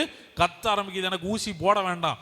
ஒரு தடவை ஊசி போட்டா அடுத்தது நீ அந்த குழந்தைக்கு சாப்பாடு ஊட்டும் போதெல்லாம் என்ன சொல்லி ஊட்டுவோம் தெரியுமா? சாப்பிடல என்ன போட்டுருவோம்? ஊசி போட்டுருவோம். சாப்பிடலன்னா யார்கிட்ட கூப்பிட்டு போயிடுவோம்? இந்த டாக்டரை காமிச்சே இந்த குழந்தை என்ன பண்றோம்? பயப்படுத்துறோம். இந்த குழந்தைக்கு டாக்டர்னாலே ஊசி போடுவார்ன்ற ஒரு பயம் வந்துருச்சு. இப்ப அந்த குழந்தைக்கு ஒரு 25 வயசு ஆயிடுச்சுன்னு வைங்களேன். 25 வயசு ஆனதுக்கு அப்புறம் இப்ப இந்த குழந்தை, இந்த 25 வயசு பையனுக்கு காய்ச்சல் வந்துச்சுன்னா இவனே போய் டாக்டர்கிட்ட என்ன சொல்றான் தெரியுமா? சார் மாத்திரை எல்லாம் வேண்டாம், ஊசி போடுங்க, சீக்கிரம் என்ன ஆகட்டும், ஃபீவர் குறையட்டும். இப்ப டாக்டர் மாறிட்டாரா இவன் மாறிட்டானா? அதே டாக்டர் தான் உன் சுகத்துக்காக தான் அவர் ஊசி போட்டாரு. 5 வயசுல ஊசி போட்டப்போ உனக்கு தப்பா தெரிஞ்சது, 25 வயசுல ஊசி போட்டாதான் சரியாகுன்ற தெளிவு வந்துருச்சுல. அப்ப மாறினது டாக்டர் கிடையாது, மாறினது நீ. பழைய ஏற்பாட்டில் கர்த்தர் அடிச்சாருன்னு சொன்னீங்கன்னா கர்த்தர் எல்லாவற்றையும் நன்மைக்காக தான் செஞ்சாரு. உனக்கு தான் புரியல, இப்ப உனக்கு நல்லா புரிஞ்சிருக்கணும். அவர் நேற்றும் இன்றும் என்றும் மாறாதவர், அவர் நல்லவராகவே இருக்கிறார், அவர் அன்பாகவே இருக்கிறார். ஆமே. இந்த பூமிக்கு வந்தபோது இயேசு நிறைய விஷயங்களை, போதனைகளை அப்டேட் பண்ணிட்டே இருந்தார். இந்த போதனைகளை அப்டேட் பண்ணிட்டே இருந்தவர் கூட இருந்த 12 பேருக்கு நிறைய விஷயங்களை சொல்லி கொடுத்தார். அப்படி சொல்லி கொடுக்கும்போது பிதாவானவரை காண்பித்து கொடுத்து கொண்டே இருந்தார். அப்படி காண்பித்து கொடுத்துட்டு ஒரு நாள் மறுரூப மலைக்கு போகிறார். மறுரூப மலைக்கு போகும்போது தன்னோடு 3 சீஷர்களை அழைத்து செல்கிறார். பேதுரு, யாக்கோபு, யோவான் என்கிற 3 பேரை மேலே அழைத்து கொண்டு போய் மறுரூபமாகிறார். அவருடைய முகம் மகிமையாய் பிரகாசிக்கிறது. அங்க ஒரு 2 பேரை பார்க்கறாங்க. அது யாரு? இயேசுவோடு கூட இருந்த 2 பேர் யார்? மோசேயும் மோசே எதற்கு அடையாளம்? நியாயப்பிரமாணத்திற்கு அடையாளம். எலியா எதற்கு அடையாளம்? தீர்க்கதரிசிகளுக்கு அடையாளம். ஆக மொத்தம் இந்த மறுரூப மலையில 3 பேர் இருக்கிறாங்க. நியாயப்பிரமாணமும் இருக்குது, தீர்க்கதரிசிகளும் இருக்கிறாங்க, இயேசுவும் இருக்கிறார். இப்ப பேதுரு யோசிக்கிறாரு, நமக்கு யாரும் வேணும்? மோசேவும் வேணும், எலியாவும் வேணும், இயேசுவும் வேணும். 3 கூடாரத்தை இங்க போடலான்றாரு. 3 கூடாரத்தை இங்க போடலான்னு சொன்ன உடனே மகிமையில மனுஷன் கீழே விழுந்துட்டு எந்திரிச்சு பார்த்தா யாரை காணோம்? யார்? 2 பேரை காணோம். மோசேவியும், மோசே எதுக்கு அடையாளமா இருக்கிறாரு? நியாயப்பிரமாணத்துக்கு. எலியா எதுக்கு அடையாளமா இருக்கிறாரு? இந்த மோசே எலியாவையும் சீன்ல இருந்து தூக்கிட்டு யாரை மட்டும் நிக்க வச்சிருக்கிறாரு? இப்போ இயேசுவை நிக்க வச்சிட்டு இருக்கும்போது மேல இருந்து ஒரு சத்தம் கேட்குது, இவர் என்னுடைய நேசகுமாரன், இவரில் எப்படி இருக்கிறேன்? இதத்தான் அங்கேயே சொல்லிட்டாரே, ஞானஸ்நானம் எடுக்கும் போதே சொல்லிட்டாரு, இவர் என்னுடைய நேசகுமாரன் இவரில். ஆனா இங்க எக்ஸ்ட்ரா ஒரு வேர்டை சேர்த்து சொன்னாரு, இவருக்கு இவருக்கு செவி கொடுங்கன்னா. அப்ப மற்ற 2 பேருக்கு 3 பேர் இருந்தாங்கல்ல. இப்ப பிதா சொல்றாரு, நீ 3 பேருக்கும் கூடாரம் போட்டேன்னா குழம்பி போயிருவ, அவங்க 2 பேரை தூக்கு. இப்ப யாரு சொல்றது மட்டும் கேளு. இப்ப சொல்லுங்க, நியாயப்பிரமாணமா, தீர்க்க தரிசனமா, இயேசுவா? யார் மட்டும்தான் அப்டேட் ஆகணும்? சபை இன்னும் நியாயப்பிரமாணத்தை பிடிச்சிட்டு இருக்க கூடாது, தீர்க்கதரிசிகள் சொன்னதை பிடிச்சிட்டு இருக்க கூடாது. அவர்களை பார்க்கலும் பெரியவர் எழுந்தருளி இருக்கிறார். இயேசு சொல்லுவதை கேளுங்கள். ஆமென். இந்த இயேசு ஒரு விஷயத்தை சொன்னார். இந்த இயேசுவை உலகத்திற்கு அறிமுகப்படுத்தினது யாருன்னா யோவான் ஸ்நானகன். உலகத்தின் பாவத்தை சுமந்து தீர்க்கிற தேவாட்டு குட்டின்னு சொல்லி யோவான் ஸ்நானகன் இயேசுவை அறிமுகப்படுத்துறார். தெளிவா சொல்றாரு, எனக்கு தெரியும் இவர் தான் மேசியா. ஆண்டவர் வந்து எனக்கு ஒரு அடையாளம் காமிச்சாரு, எவர் மேல் பரிசுத்த ஆவியானவர் புறாவை போல இறங்குறாரோ அவர் தான் என்னுடைய குமாரன் மேசியான்னு சொன்னார்னு சொல்லி கிளியரா ஐடென்டிஃபை பண்ணிட்டாரு, இவர் தான் அப்படின்னு சொல்லி.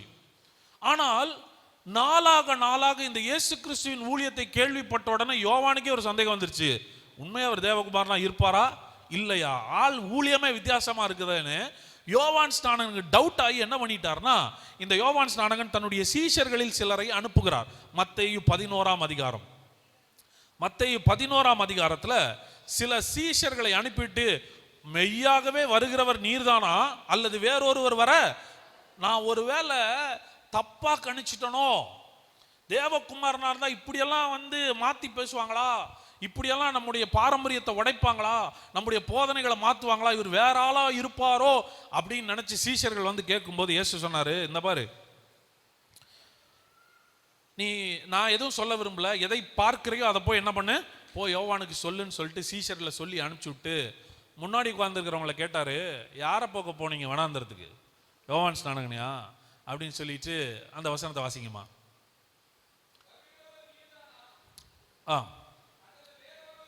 வருகிறவர் நீர்தானா அல்லது வேறொருவர் வர காத்திருக்க வேண்டுமா என்று அவரிடத்தில் கேட்கும்படி அனுப்பினான். அடுத்த வசனம்.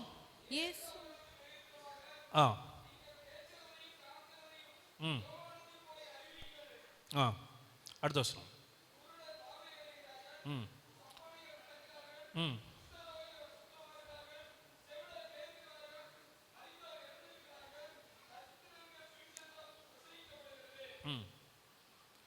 என்னிடத்தில் இடரல் அடையாது இருக்கிறவன் எவனோ அவன் யார்? இயேசு ஒரு ஓப்பன் ஸ்டேட்மெண்ட் சொல்றாரு, என்கிட்ட டிஸ்டர்ப் ஆகாம இருந்தீங்கன்னா நீ பாக்கியவான்றார். என்னிடத்தில் என் வார்த்தையினால் என் ஊழியத்தினால் இடரல் அடையாமல் இருக்கிறவன் பாக்கியவான் சொல்லிட்டு ஒரு மிகப்பெரிய சத்தியத்தை சொல்லுகிறார். அடுத்த வசனத்தை வாசிங்க. அவர்கள் போன பின்பு இயேசு யோவானை குறித்து ஜனங்களுக்கு சொன்னது என்னவென்றால், எதை பார்க்க வனாந்தரத்துக்கு போனீர்கள்? காற்றினால் அசையும் நாணலையோ? அல்லவென்றால் எதை பார்க்க போனீர்கள்? மெல்லிய வஸ்திரம் தரித்த மனுஷனையோ? மெல்லிய வஸ்திரம் தரித்திருக்கிறவர்கள் அரசர் மாளிகையில் இருக்கிறார்கள். அல்லவென்றால் எதை பார்க்க போனீர்கள்? தீர்க்கதரிசியோ? ஆம், தீர்க்கதரிசியை பார்க்கிலும் மேன்மை உள்ளவனே என்று உங்களுக்கு சொல்லுகிறேன். அது எப்படி எனில், இதோ நான் என் தூதனை உமக்கு முன்பாக அனுப்புகிறேன், அவன் உமக்கு முன்னே போய் உமது வழியை ஆயத்தம் பண்ணுவான் என்று எழுதிய வாக்கியத்தால் குறிக்கப்பட்டவன் இவன்தான். ஸ்திரீகளிடத்திலே பிறந்தவர்களில் யோவான் ஸ்நானனை பார்க்கிலும் பெரியவன் ஒருவனும் எழும்பினதில்லை. கவனியுங்கள், இயேசு வெளிப்படையாய் ஜனங்களிடத்தில் பேசுகிறார். யார்? தீர்க்கதரிசியை பார்க்க போனீர்களா?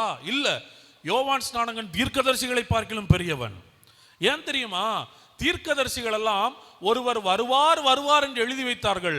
ஆனால் இந்த யோவான் ஸ்நானகன் தான் வந்துவிட்டார் என்று சொன்னவன், நேரடியாக காண்பித்து கொடுத்தவன், தீர்க்கதரிசிகளை பார்க்கிலும் பெரியவன். அடுத்தது யோவான் ஸ்நானகனை பற்றி இயேசு இன்னொரு சர்டிபிகேட் கொடுக்கிறாரு. ஸ்திரீகளின் வயிற்றில் பிறந்தவர்களிலேயே யோவான் ஸ்நானகனை போல பெரியவன் யாரும். அப்படின்னா யோவான் ஸ்நானகன் மோசேயை விட, எலியாவை விட, எலிசாவை விட, ஏசாயாவை விட, தாவீதை விட, ஸ்திரீயின் வயிற்றில் பிறந்த அத்தனை பேர்களை விட பெரியவன் யார் தெரியுமா? யோவான் ஸ்நானகன். இவ்வளோ பெரிய சர்டிபிகேட் இயேசு கொடுக்கிறார். ஸ்திரீகளுடைய வயிற்றில் பிறந்தவர்களிலேயே மிகப்பெரியவன் இயேசுவை உலகத்திற்கு அறிமுகப்படுத்தின யோவான் ஸ்நானகன். இதை நாம் பெரிதாய் பார்த்து கொண்டிருந்த போது அடுத்த வரியிலேயே ஒரு மிகப்பெரிய வெளிப்பாட்டை சொல்லுகிறார். ஆகிலும். பைபிள்ல எங்கெல்லாம் ஆகிலும் ஆனாலும் அப்படின்னு வருதோ நீங்க நிறுத்தி கவனிக்கணும். ஆகிலும் பரலோக ராஜ்யத்தில் எப்படி இருக்கிறவன்? சிறியவன்னா யார் தெரியுமா? நேத்து தாங்க நான் ரட்சிக்கப்பட்டேன், இன்னைக்கு தாங்க நாங்க ரட்சிக்கப்பட்டோம். சிறியவர்கள் இன்றைக்கு தான் ரட்சிக்கப்பட்டோம். பரலோக ராஜ்யத்தில் சிறியவராய் இருக்கிறவன் அவனிலும் எப்படி இருக்கிறான்? அவனிலும்னா யோவான் இங்க உட்கார்ந்து இருக்கிற அத்தனை பேரையும் சொல்றேன், நீங்கள் யோவான் ஸ்நானகனை பார்க்கலும் பெரியவர்கள், நீங்கள் ராஜ்யத்திற்குள் இருக்கிறவர்கள். கரங்களை தட்டி ஆண்டவருக்கு நன்றி சொல்லுங்க. அவ்வளோ பெரிய ஸ்தானத்தை கர்த்தர் நமக்கு கொடுத்திருக்கிறார்.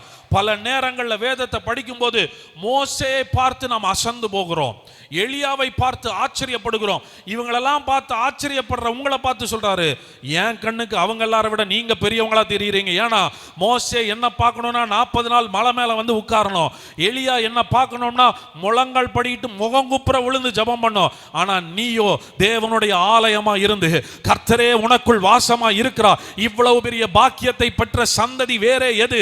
நீங்களும் நானும் ஆசீர்வதிக்கப்பட்டவர்கள். கரங்களை தட்டி இந்த பாக்கியத்துக்காக ஆண்டவருக்கு நன்றி சொல்லணும். நீங்கள் தேவனை உடையவர்கள். You have got Jesus in you. கிறிஸ்துவானவர் மகிமை நம்பிக்கை எங்க இருக்கிறாரு?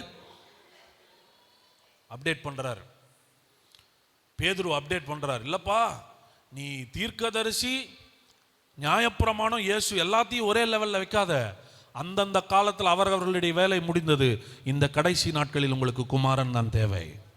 குமாரனை பத்தி பேசு, இயேசுவை பத்தி பேசுன்னு அப்டேட் பண்ணி இயேசு கீழே வரும்போது சொல்றாரு, டேய் தயவு செய்து இதை கீழே போய் என்ன பண்ணிடாதீங்க, சொல்லிடாதீங்க. சொன்னீங்கன்னா என்ன எவ்வளவு சீக்கிரம் போட்டு தள்ள முடியுமோ போட்டு தள்ளிடுவாங்க. ஏன்னா கீழே இருக்கிற அத்தனை பேரும் எதை பிடிச்சிட்டு இருக்காங்க தெரியுமா? மோசே விட நீ பெரிய ஆளான்னு என்ன கேள்வி கேட்டுட்டு இருக்கிறாங்க, எலியாவிட நீ பெரிய ஆளான்னு கேள்வி கேட்டிருக்கிறாங்க. அங்க போய் அவங்கள விட இவர் பெரிய ஆள்னு சொல்லிடாது, இப்ப சொல்லாத, நான் போனதுக்கு அப்புறம் சொல்லினாரு. இயேசுவே பெரிய அப்டேஷனை கொடுத்துட்டாரு ஜனங்களுக்கு அப்படின்னு நினைச்சா, ஒரு நாள் இயேசு சொல்லுகிறார், இன்னும் அநேக காரியங்கள் உங்களுக்கு சொல்லணும், ஆனா சொன்னா நீங்க என்ன பண்ண மாட்டீங்கன்னாரு, தாங்க மாட்டீங்க.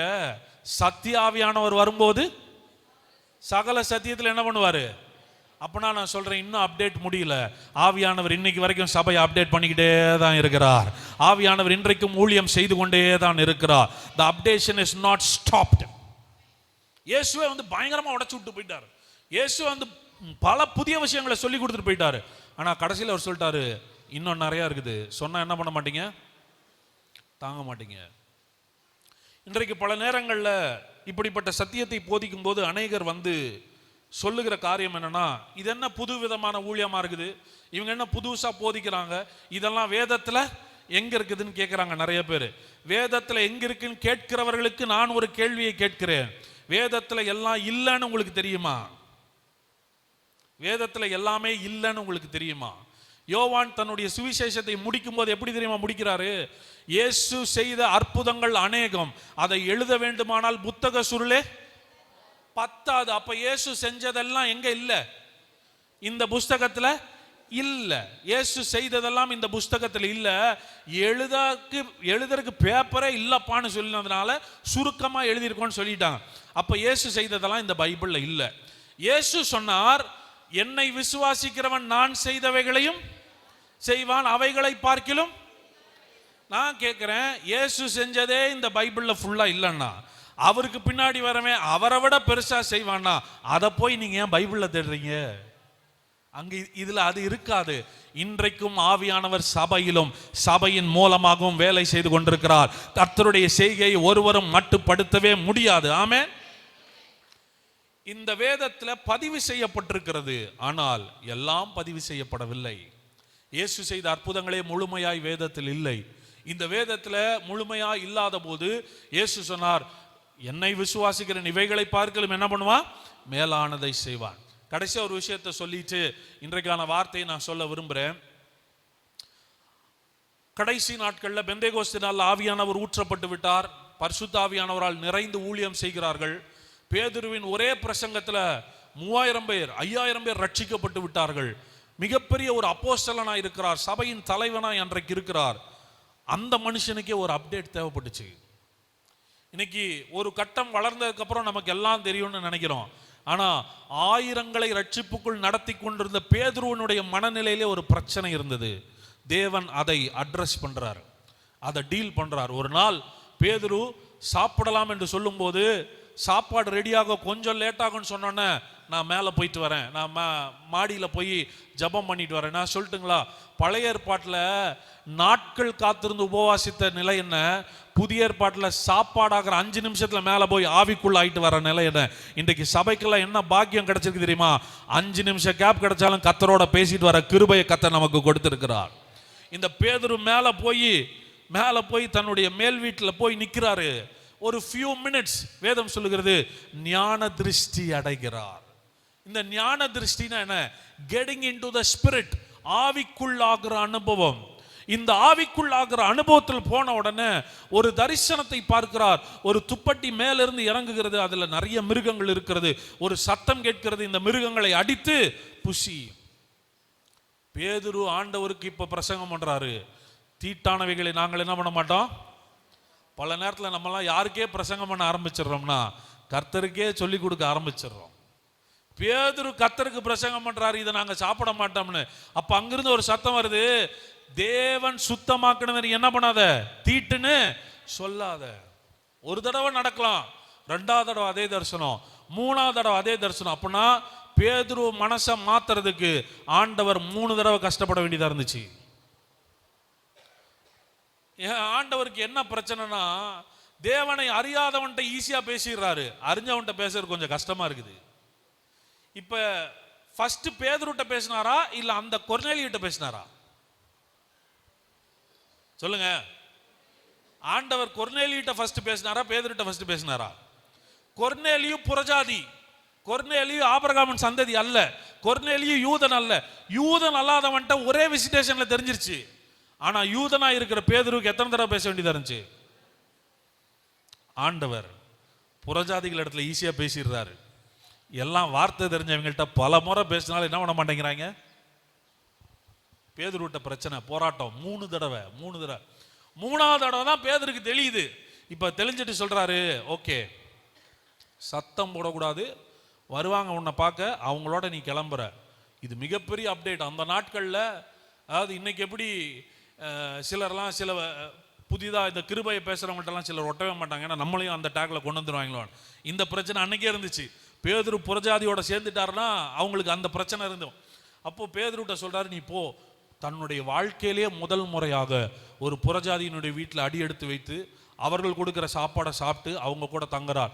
ஒரு அப்போஸ்தலனை, ஒரு சபையின் தலைவனுக்கு இப்படி ஒரு அப்டேட்டை கர்த்தர் கொடுக்க வேண்டியது இருந்துச்சுன்னா, இன்றைக்கு உங்கள் நிலையை மாற்ற கர்த்தர் உங்களோட மறுபடியும் பேசி கொண்டிருக்கிறார். கர்த்தர் உங்களோடு பேசி உங்கள் மனநிலையை மாற்றி விரிவாக்குவார். அவர் எல்லைகளை உடைத்து வெளியே கொண்டு வருகிறவர். ஆமென். உங்கள் எல்லைகளை, உங்கள் லிமிட்டேஷன்ஸை உடைச்சு வெளியே கொண்டு வரார். பக்கத்தில் கை கொடுத்து சொல்லுங்க, சிஸ்டர் நம்ம இன்னும் வளரணும்னு சொல்லுங்க. சத்தமா சொல்லுங்க. பிரதர்ஸ் பார்த்து சொல்லுங்க, நம்ம அடுத்த நிலைக்கு வளரணும். உங்களை அடுத்த நிலைக்கு வளர வைக்கிறதுக்கு கர்த்தர் உங்களோட பேசுவார். உங்களை அடுத்த நிலைக்கு வளர வைப்பதற்கு ஆண்டவர் உங்களோடு இதிலும் பெரிதானவைகளை பேசுவார். என் தேவன் பேசுகிறவர். பேசி பேசி ஒருத்தன் மைண்ட்ல இருக்கிற லிமிட்டேஷனை உடைச்சிருவார் ஆண்டவர். பேசி பேசி உடைப்பார். என்னுடைய வாழ்க்கையில பார்த்திருக்கிறேன், ஊழியத்திலும் சரி, குடும்பத்திலும் சரி, பொருளாதாரத்திலும் சரி, பேசி பேசியே உடைக்கிறார். பேசி பேசி உடைக்கிறார். ஆண்டவர் ஒரு கட்டத்திலிருந்து அடுத்த கட்டத்துக்கு கொண்டு போறதுக்கு அதை விட பெருசா நம்ம கிட்ட பேசுறார். ஸோ இப்படி வேதத்துல பல விஷயங்களை பகுத்து போதிக்க வேண்டிய நாம் பகுத்து பார்க்கும்போது இந்த பைபிளினுடைய டைம் லைனை பார்த்தோம்னா ஒரு விஷயம் மாத்திரம் மாறாம ஆதியிலிருந்து இன்னைக்கு வரைக்கும் வந்துகிட்டே இருக்குது. ஒரே ஒரு விஷயம் ஜெனசிஸ்ல இருந்து ஆதி ஆகமத்திலிருந்து இன்றைக்கு வரைக்கும் மாறவே இல்லை, தொடர்ந்து வந்து கொண்டே இருக்கிறது. அதை பற்றி தான் இந்த நாளில் இந்த காலை நேரத்திலும் மதியமும் உங்களோடு பேச போறேன். அந்த மாறாத காரியத்தை இன்றைக்கு நீங்களும் உங்களுடைய வாழ்க்கையில அனுபவிக்க போகிறீர்கள். ஆமென். அது என்னன்னா கர்த்தருடைய ஆசீர்வாதம். சொல்லுங்க, கர்த்தருடைய ஆசீர்வாதம். ஆசீர்வாதம் இந்த வார்த்தையே சிலருக்கு அலர்ஜி. ஆசீர்வாதம்ன்ற வார்த்தையே சிலருக்கு அலர்ஜி. பல நேரங்களில் நம்ம சில வார்த்தைகளை தவறாக புரிந்து கொள்ளுகிறோம். நீங்க நினைக்கிற மாதிரி கிடையாது ஆசீர்வாதம். ஆசீர்வாதம்னா என்ன, இந்த ஆசீர்வாதம் எங்க தொடங்குச்சு, இதனுடைய பவர் என்ன, இன்னைக்கு அது எங்க இருக்குது, இந்த ஆசீர்வாதம் உங்க வாழ்க்கையில் என்னவெல்லாம் செய்ய முடியும் அப்படின்றத இந்த காலை நேரத்தில் உங்க வாழ்க்கையில் நான் அறிவித்து உங்களை ஆசீர்வதிக்க விரும்புகிறேன். ஆதியாகமம் 1ஆம் அதிகாரம் 26ஆம் வசனத்திலிருந்து 28ஆம் வசனம் வரைக்கும் வாசியுங்கள். பின்பு தேவன் நமது சாயலாகவும் நமது ரூபத்தின்படியேயும் மனுஷனை உண்டாக்குவோமாக, அவர்கள் சமுத்திரத்தின் மச்சங்களையும் ஆகாயத்து பறவைகளையும் மிருக ஜீவன்களையும் பூமி அனைத்தையும் பூமியின் மேல் ஊறும் சகல பிராணிகளையும் ஆளக்கடவர்கள் என்றார். தேவன் தம்முடைய சாயலாக மனுஷனை சிருஷ்டித்தார், அவனை தேவ சாயலாகவே சிருஷ்டித்தார், ஆணும் பெண்ணுமாக அவர்களை சிருஷ்டித்தார். பின்பு தேவன் அவர்களை நோக்கி, நீங்கள் பலுகி பெருகி பூமியை நிரப்பி அதை கீழ்ப்படுத்தி சமுத்திரத்தின் மச்சங்களையும் ஆகாயத்து பறவைகளையும் பூமியின் மேல் நடமாடுகிற சகல ஜீவ ஜந்துக்களையும் ஆண்டு கொள்ளுங்கள் என்று சொல்லி தேவன் அவர்களை ஆசீர்வதித்தார். போதுமா? பின்பு தேவன் அவர்களை நோக்கி சொல்லி அவர்களை என்ன பண்ணினாராம்? ஆசீர்வதித்தார். யோசிச்சு பாருங்க, முதல் மனிதன், the first man, இதுவரை அப்படி ஒரு கிரியேஷனே கிடையாது. அவர் மிருகங்களை படைச்சாரு, நடமாடும் மிருகங்களை படைச்சார், பறக்கும் பறவைகளை படைச்சார், ஊரும் பிராணிகளை படைத்தார், நீந்தும் மீன்களை படைச்சார். இதெல்லாம் ஒவ்வொன்றையும் படைச்சவர் கடைசியில மனுஷனை படைக்கிறார். the first man, the first human being. மனுக்குலத்தின் முதல் மனிதனை கர்த்தர் படைத்த உடனே அவனுக்கு என்ன செய்தார் தெரியுமா? அவனை நிற்க வைக்கிறார், அவனை பார்க்கிறார், அவனை பார்த்து சொல்லி அவனை என்ன பண்ணினாராம்? ஆசீர்வதித்தார். இன்னைக்கு நம்ம ஊர்ல யாரும் ஆசீர்வாதத்தை மதிக்கிறதே இல்லை. நல்லா இருப்பா அப்படின்னு சொன்னா, நல்லாருன்னு சொன்னா என்ன, ஒரு 1000 ரூபாய் எடுத்து கொடு அப்படின்னு தான் நம்ம கேட்போம். பணம் தான் பேசுது. இன்னைக்கு ஆசீர்வாதம் என்ன பண்ண மாட்டேங்குது? பேச மாட்டேங்குது. கையில ஏதாவது கொடு, காசை கொடு, ஒரு பொருளை கொடு, ஒரு மோதிரத்தை போடு, ஏதோ ஒன்று, ஒரு சேலையை வாங்கி கொடுத்தா நம்ம முகத்துல சிரிப்பு வருது. சும்மா வாயில பேசினா நம்ம என்ன பண்றதே இல்லை, ஏத்துக்கிறதே இல்லை. ஆனால் ஃபர்ஸ்ட் மனுஷனுக்கு கர்த்தர் கையில் எதையும் கொடுக்கல, அவனை பார்த்து சொல்லி ஆசீர்வதிக்கிறார். நான் சொல்லிட்டா, இந்த உலகத்தில் எப்படி பணமும் பொருளும் நகையும் நிலமும் விலையேற பெற்றதா இருக்கிறதோ, தேவனுடைய ராஜ்யத்தில் வார்த்தை விலையேற பெற்றது. இது செய்ய முடியாததை கர்த்தருடைய வார்த்தை செய்து முடிக்கும். அவர் பேசுகிற தேவன். சகலத்தையும் எதினால் அவர் உண்டாக்கினார்? சகலத்தையும் வார்த்தையினால் உண்டாக்கினார். உங்களிடத்தில் பேசினாலே அது உண்டாகும், பேசினால அவர் உண்டாகும். தேவனுடைய சமூகத்துக்கு வரும்போது, நான் சொல்றேன், ஆலயத்துக்கு நீங்க வரும்போது என்ன எதிர்பார்த்து வரணும் தெரியுமா? இன்றைக்கு கர்த்தர் என்ன வார்த்தை எனக்கு கொடுக்க போகிறார். Get the word.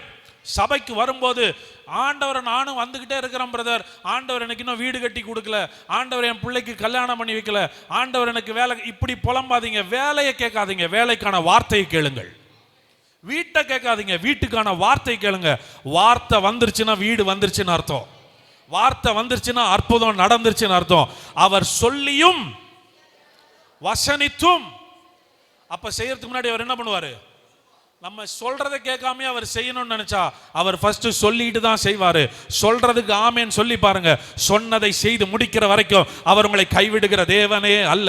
உங்க வாழ்க்கையில கர்த்தர் பேசின வார்த்தைகளுக்காக கரங்களை தட்டி ஆண்டவருக்கு நன்றி சொல்லுங்க. உங்களுடைய வார்த்தைகளுக்காய் நாங்கள் நன்றி சொல்லுகிறோம். அவர் சொல்லி செய்கிறவர், அவர் சொல்லி செய்கிறவர். முதல் மனிதனையும் முதல் மனுஷியும் ஆணும் பெண்ணுமாய் சிருஷ்டித்து மற்றதெல்லாம் படைச்சா அது வாழ்ந்துட்டு இருக்கு. ஆனா இவங்க 2 பேர்த்தையும் நிக்க வச்சு அவர்களை பார்த்து சொல்லி ஆசீர்வதித்தார். முதல் மனிதனுக்கு கர்த்தர் கொடுத்தது என்ன தெரியுமா? the blessing. the blessing. மனிதனுக்கு தேவை என்னன்னு ஆண்டவருக்கு தெரியும்னா, உன் வாழ்க்கையை வாழ தொடங்கிறதுக்கு முன்னாடியே உனக்கு என்ன தேவை தெரியுமா? என்னுடைய ஆசீர்வாதம். இன்னைக்கு நிறைய நேரத்தில் ஆசீர்வாதம்னாலே பணம்னு நினைச்சுக்கிறாங்க. ஆசீர்வாதம்னாலே பணத்தை பத்தி பேசணும்னு நினைச்சுக்கிறாங்க. பணம் வேற, ஆசீர்வாதம் வேற. செழிப்பு வேற, ஆசீர்வாதம் வேற. ஐஸ்வர்யம் வேற, ஆசீர்வாதம் வேற. வேதத்தில் இந்த வசனம் நம்ம எல்லாருக்குமே தெரியுமே, கர்த்தருடைய ஆசீர்வாதமே ஐஸ்வர்யத்தை தரும், அதனோட. அப்பனா ஆசீர்வாதம் ஐஸ்வர்யம் மட்டும் கிடையாது, ஆசீர்வாதம் ஐஸ்வர்யத்தையும் தரும். கர்த்தருடைய ஆசீர்வாதம் ஐஸ்வர்யத்தை தரும். ஐஸ்வர்யம் ஆசீர்வாதத்தின் ஒரு பகுதி தானே ஒழிய ஆசீர்வாதம் மிகப்பெரியது. You should know the power and purpose of blessing. கர்த்தர் ஒரு மனிதனை ஆசீர்வதிப்பதின் நோக்கத்தையும் வல்லமையும் சபை புரிந்திருக்க வேண்டும். ஆசீர்வதித்தார். When God blesses, something happens. கர்த்தர் ஆசீர்வதிக்கும் போது ஏதோ ஒன்று நடக்கும். இப்போ நான் உங்களுக்கு சொல்றேன், ஒரு விஷயத்தை சொல்றேன், கவனிங்க. நம்ம ஊர்ல ஒருத்தர் இருக்கிறாருன்னு வைங்களேன். நம்ம ஊர்ல ஒருத்தர் இருக்கிறார், எலெக்ஷன்ல நிற்கிறார், ஜெயிச்சிட்டார். இப்போ அவர் எம்எல்ஏ ஆயிட்டார். இப்போ என்ன பண்ணுவாங்க தெரியுமா? பதவியேற்பு விழான்னு ஒன்று வைப்பாங்க. இந்த பதவியேற்பு விழால போய் நின்னோன்ன பதவி பிரமாணம் செய்து வைப்பார்கள். அன்னைக்கு அந்த பதவி பிரமாணம் முடிஞ்சிருச்சுன்னா அன்னையிலிருந்து அவர் யாரு? எம்எல்ஏ. இதுக்கு முன்னாடி அந்த வீட்டில் தான் இருந்தாரு, அதே மனுஷன் தான். ஆனா நேத்து சொல்லி நடக்காதெல்லாம் இன்னைக்கு அவர் சொன்னா நடக்கும். நேத்து அவர் வார்த்தைக்கு இல்லாத பவர் இன்னைக்கு அவரோட வார்த்தைக்கு இருக்கும். ஏன் தெரியுமா? அவர் மேல ஒரு பவர் கொடுக்கப்பட்டிருக்கிறது. அவர் மேல, அவருக்கு மேல் இருக்கிறவர்கள் ஒரு பதவி பிரமாணம் செய்து வைத்ததினால் இப்பொழுது அவர் சொன்னா நடக்கும். இப்ப அவர் கையெழுத்து போட்டா நடக்கும். இப்ப அவர் கேட்கறது செய்வாங்க. காரணம், இவர் மேல் ஒரு அதிகாரம் கொடுக்கப்பட்டிருக்கிறது. மனுஷன் கொடுக்கிற பதவி பிரமாணத்தில் தேசத்தில் இப்படிப்பட்ட மாற்றங்கள் நடக்குமானால், வானத்தையும் பூமியும் படைத்த தேவன் உங்களை பார்த்து நான் உன்னை ஆசீர்வதிக்கிறேன் என்று சொல்லும் போது, நேற்று வரை நீ சொல்லி நடக்காதது இனி நீ கையிட்டு செய்வதையெல்லாம் கர்த்தர் ஆசீர்வதிப்பார். You are blessed. You are blessed. கர்த்தர் அவர்களை முதலில் என்ன பண்ணினார் தெரியுமா? ஆசீர்வதித்தார். blessing is a covering. ஒருத்தன் மேல பேசிட்டார்னா அது அவன் மேல என்னமோ ஆக்டிவேட் ஆகுது. இந்த அறையில கரண்ட் இருக்கா இல்லையா? கரண்ட் இருக்கா இல்லையா? எப்படி சொல்றீங்க? என்ன எரியுது? லைட் எரியுது. இப்போ கரண்ட் உங்களால என்ன பண்ண முடியல? பார்க்க முடியாது. எதை தான் பார்க்க முடியும்? லைட்டை தான் பார்க்க முடியும். ஆசீர்வாதத்தை உங்களால பார்க்க முடியாது, ஐஸ்வர்யத்தை தான் உங்களால பார்க்க முடியும். இப்ப லைட்டே எரியலைனாலும் என்ன இருக்கும்? கரண்ட் இருக்கான்னு பார்க்கறதுக்கு லைட்டு. கர்த்தருடைய ஆசீர்வாதம் உங்களுக்கு என்னத்தை கொடுக்கும்? அதெல்லாம் வெளியே பார்த்தா தெரியறது. அது இல்லைனாலும் நீங்கள் ஆசீர்வதிக்கப்பட்டவர்கள். உங்கள் மேல் கர்த்தர் பேசின ஆசீர்வாதத்தை ஒருத்தரும் திருடவே முடியாது.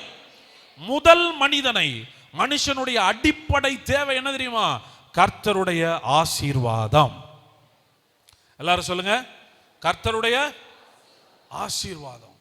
இன்றைக்கு இயேசுவின் நாமத்தில் இந்த மாரநாதா சபையில இணைந்து ஆராதிக்கிற உங்கள் அத்தனை பேரும் ஆசீர்வாதத்தை குறித்த வெளிப்பாடோடு இந்த இடத்துல இருந்து புறப்படுவீர்களாக. இந்த வெளிப்பாடு உங்க வாழ்க்கையில மாற்றத்தை கொண்டு வரட்டும். Who you are? You are a blessed generation. நீங்கள் ஆசீர்வதிக்கப்பட்ட ஒரு சந்ததி. இந்த ஆதாமையும் ஏவாளையும் கர்த்தர் ஆசீர்வதிக்கிறார். கர்த்தர் ஆசீர்வதிச்சு சொல்றார், நீங்க பழுகி பெருகி பூமியை நிரப்பி கீழ்ப்படுத்தி ஆண்டு கொள்ளுங்கள் என்று அவர்களை ஆசீர்வதித்தார். அவங்க ராஜா மாதிரி இருந்தாங்க, ஆசீர்வாதமா இருந்தாங்க. இவர்கள் ஆசீர்வாதமா இருந்தவர்கள் 1-2 அதிகாரம் முடிச்சு 3வது அதிகாரத்திலே பிரச்சனை தொடங்கிருச்சு. 3வது அதிகாரத்துல சர்ப்பத்தின் வழியாய் பிசாசு தந்திரமா ஏவாளை வஞ்சிக்கிறான். நமக்கெல்லாம் இந்த சம்பவம் தெரியும், அதனால் நான் வேகமா போறேன். கவனிங்க, நீங்க கேட்கிற வார்த்தைகளை உங்களுக்கு தகுந்தாற் போல ஆவியானவர் எடுத்து உங்களுக்கு ஊழியம் செய்வார். எனக்கு தெரியும், ஒரே பிரசங்கத்துல 10 விதமா 10 ஜனங்களை ஆசீர்வதிக்க கர்த்தரால முடியும். உங்களுக்கு தேவையான வார்த்தையை கர்த்தர் உங்களுக்கு கொண்டு வருவார், உங்களுக்கு ஊழியம் செய்யும். இந்த ஆதாமும் ஏவாளும் ஆசீர்வதிக்கப்பட்டவர்களாய் வாழ்ந்தவர்கள் திடீரென்று இந்த சர்ப்பத்தின் சத்தத்திற்கு செவி கொடுத்ததினால் தேவன் புசிக்க வேண்டாம் என்று சொன்ன கனியை புசித்து அவர்களுடைய கண்கள் திறக்கப்படுகிறது. ஆசீர்வதிக்கப்பட்டவன் இப்பொழுது பயப்பட தொடங்குகிறான். நாங்கள் நிர்வாணியாய் இருக்கிறதுனால் நாங்கள் பயந்து ஒளிந்து கொண்டோம். பயந்து ஒளிந்து கொண்டோம். we are afraid. நான் பேசும்போதே சில சத்தியங்களை உங்களுக்கு தெளிவாக்குகிறேன். ஆண்டவர் பாவம் செய்கிறவனை அடிச்சிருவாரு, கொன்றுவாரு, நரகத்துல தள்ளிடுவாரு அப்படின்ற மாதிரி நம்ம யோசிச்சுட்டு இருந்தோம்னா தப்பு பண்ணவனை கர்த்தர் அடிக்கவே இல்லையே. பாவி அடிக்கணும்னா கர்த்தர் யாரையும் அடிச்சிருக்கணும்? நான் கேட்கிறேன், இத்தனை பாவம் செய்யறவங்களை பெருகினதுக்கு அப்புறம் அடிக்கிறதுக்கு செஞ்சவனே அடிச்சுட்டு மறுபடியும் இன்னொரு மனுஷனை உருவாக்கி இருக்கலாமே. என் தேவன் அடிச்சு அழிக்கிறத நம்புவதை பார்க்கலாம், ஒரு மனுஷனை திருந்தி வாழ வைக்கிறதுல அவர் பெரியவர். ஓகேங்களா?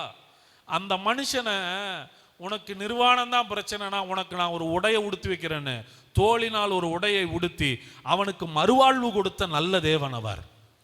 அங்கு தொடங்கி இந்த ஆசீர்வாதத்தை நீங்க பார்த்துக்கிட்டே வந்தீங்கன்னா, ஆதாம் ஏவாளை ஆசீர்வதித்தவர், பாவத்தினாலே அவர்கள் விழுந்து போகிறார்கள், அவர்களுடைய இருதயத்தின் நினைவுகள் எல்லாம் நித்தமும் பொல்லாதவைகளாகி உலகம் முழுவதும் இருக்கிற அத்தனை ஜனங்களும் பொல்லாத சிந்தனை கொண்டிருந்த போது ஒருவனை கர்த்தர் பிடிக்கிறார். அவன் பேர் என்ன? நோவா. நோவா என்கிற ஒரு மனிதனை பிடித்து பேலை செய்ய வைத்து, பேலையை செய்ததற்கு அப்புறம் நிறைய பேர் சொல்றாங்க, கர்த்தர் பார்த்தீங்களா பொறுமையாலாம் இருக்க மாட்டாரு, ஓரளவுக்கு பொறுமையா இருப்பார், அப்புறம் அழிச்சிருவாரு. நோவாவின் காலத்தில் அழிச்சார்ல. இல்ல, என் தேவன் எவ்வளவு அன்புள்ளவர்னா அந்த அழிவுல கூட தேவனுடைய அன்பை நம்மால் பார்க்க முடியணும். தீமையிலும் நன்மையை பார்க்கிற கண்கள் நமக்கு இருக்கணும். ஆண்டவர் ஏன் நோவாவை மாத்திரம் காப்பாற்றி மற்றவர்களை அழித்தார் என்றால், மனுக்குலத்தை அழிப்பது தேவனுடைய சித்தம் அல்ல, மனுக்குலத்தை காப்பாற்றுவது தான் தேவனுடைய சித்தம். இன்றைக்கு நம்முடைய ஊர்ல சக்கரை நோய் அதிகமாயிட்டு இருக்கும்போது சிலர்லாம் சக்கரை நோய் அதிகமாகி காலில் புண்ணு வந்துச்சுன்னா முதல்ல டாக்டர் சொல்றாங்க, அந்த விரலை என்ன பண்ணிடலாம், எடுத்துடலாம். விரலை எடுக்கிறது உங்களை கொல்றதுக்கு இல்லை, உங்களை உயிரோட வைக்கணும்னா அந்த என்ன பண்ணணும், அந்த விரலை எடுத்துடலாம். ஏன்னா இந்த விரல் இப்படியே ஒட்டிக்கிட்டு இருந்துச்சுன்னா அடுத்தது உங்க காலுக்கு ஏறும், அடுத்தது உங்களுடைய காலுக்கும் தொடைக்கும் ஏறி உங்களுடைய இடுப்பு வரைக்கும் வந்துருச்சுன்னா உங்களுடைய சரீரமே வீணா போயிடும். உங்க சரீரத்தை காப்பாற்றணும்னா இந்த விரலை மாத்திரம் எடுத்துடலாமான்னு கேட்குறாங்கல்ல, நல்ல எண்ணத்துல தான் அந்த டாக்டர் கேட்குறாரு. ஆண்டவர் சொல்றாரு, மனுஷனோட ஆவியோட போராடி பார்த்துட்டேன், ஒருத்தனும் திருந்துற மாதிரி இல்லை, போக போக மோசமாயிட்டே தான் இருக்கிறான். இவனை காப்பாற்றணும்னா ஒரே வழி, அடுத்த ஒரே ஒரு குடும்பம் மீது இருக்குன்னா நோவா குடும்பம், அந்த குடும்பத்தையும் இவங்க கெடுத்துட்டாங்கன்னா முடிஞ்சது மனுக்குலமே. அதுக்கு விட மாட்டேன், நோவாவை காப்பாற்றி மற்றவர்களை அழிந்தாலும் மறுபடியும் புதுப்பிப்பேன் என்று சொல்லி நோவாவையும் அவன் குடும்பத்தையும் கர்த்தர் பேலையிலே உயர்த்துகிறார். இப்போ ஆதியாகமம் 9ஆம் அதிகாரம் 1ஆம் வசனத்தை வாசிங்க. பின்பு தேவன் நோவாவையும் அவன் குமாரரையும் ஆசீர்வதித்து, நீங்கள் பலுகி பெருகி பூமியை நிரப்புங்கள். கவனிங்க, முழு உலகமும் ஜலத்தினால் அழிந்து விட்டது, மனுக்குளம் இல்ல, எல்லாமே அழிஞ்சிருச்சு. பேழைக்குள்ள இருக்கிறவர்கள் மாத்திரம்தான் இப்பொழுது இருக்கிறார்கள். இப்பொழுது ஒரு புதிய உலகத்தில் ஒரு குடும்பம் வெளியே வருகிறது. முழு உலகத்துல மனுஷனே இல்லாத உலகத்துல ஒரே ஒரு குடும்பம் இப்ப பேழையிலிருந்து வெளியே வருது. அந்த குடும்பத்துக்கு இப்ப ஆண்டவர் மறுபடியும் எதை தான் கொடுக்கிறாரு? கர்த்தர் நோவாவையும் அவன் குடும்பத்தையும் என்ன செய்தார்? உங்க வாழ்க்கையில எல்லாமே தொலைஞ்சாலும் கர்த்தருடைய ஆசீர்வாதம் மறுபடியும் புதுப்பித்து கொடுக்கும். You can start from the scratch with the blessing of God. கர்த்தருடைய ஆசீர்வாதத்தினாலே முதலில் இருந்து உங்களால் தொடங்க முடியும். எத்தனை பேர் ஆமென் சொல்றீங்க? நான் சொல்றேன், இந்த நாள்ல உங்களுக்கு ஆசீர்வாதம் தேவையில்ல, ஆசீர்வாதத்தை பற்றிய வெளிப்பாடு தேவை. You need a revelation. என் ஜனங்கள் அறிவில்லாமையினால் என்னாகிறார்கள்? உங்க வாழ்க்கையில பிசாசெல்லாம் உங்களை அழிக்கவே முடியாது, பிசாசு உங்களை அழிக்கவே முடியாது. ஏன்னா கர்த்தர் உங்களை அவ்வளோ ஆசீர்வதிச்சு வச்சிருக்கிறார். கர்த்தர் கொடுத்த ஐஸ்வர்யத்தையும் ஆசீர்வாதத்தையும் திருட பிசாசாலெல்லாம் முடியாது. ஆனா என் ஜனங்கள் சங்காரமாகிறார்கள்னு கர்த்தர் சொல்றாருல, நீ எப்படிப்பா கர்த்தருடைய ஜனமா இருந்து அழிஞ்சு போக முடியும்? ஒரே ஒரு வழிதான், அறிவில்லாமை, இக்னரன்ஸ் தான் உங்களுடைய அழிவுக்கு காரணமே, அறியாமை. அறியாமை. அதனாலதான் வேதம் சொல்லுகிறது, இப்பிரபஞ்சத்தின் தேவனானவன் அவர்களுடைய மனக்கண்களை என்ன ஆக்குகிறானா? He blinds your eyes. He blinds your eyes. இந்த இடத்துல இருக்கிற உங்க எல்லாரையும் மறைக்கணும்னா எனக்கு எல்லாரையும் எந்திரிச்சு வெளியே போக சொல்லிட்டு உங்களை எங்காவது கடத்திட்டு போகணும், அப்பதான் என் கண்ணுக்கு மறைவீங்க. இத்தனை பேர் எப்படி வெளியே கூட்டிட்டு போறது? இங்க இருக்கிற பொருளை எப்படி தூக்கிட்டு போறது? ஆனா ஒண்ணு செய்யலாம், ஒரு சின்ன கர்ச்சீஃபை வச்சு என் கண்ணை கட்டிட்டீங்கன்னா எதுவுமே எனக்கு தெரியாது. Blinded eyes. இன்றைக்கு பிசாசு பலரை கர்த்தர் உங்களுக்காக ஆயத்தப்படுத்தி வச்சிருக்கிற ஆசீர்வாதங்களை பார்க்க முடியாமல் கண்களை கட்டி விட்டதனால் அறியாமையினாலே அறிவில்லாமையினாலே சங்காரமாய் கொண்டிருக்கிறோம். ஆனால் அதே நேரத்தில் பரிசுத்த ஆவியானவர் வந்து சத்தியத்தினாலே நம்மை விடுதலையாக்கி கொண்டே இருக்கிறார்.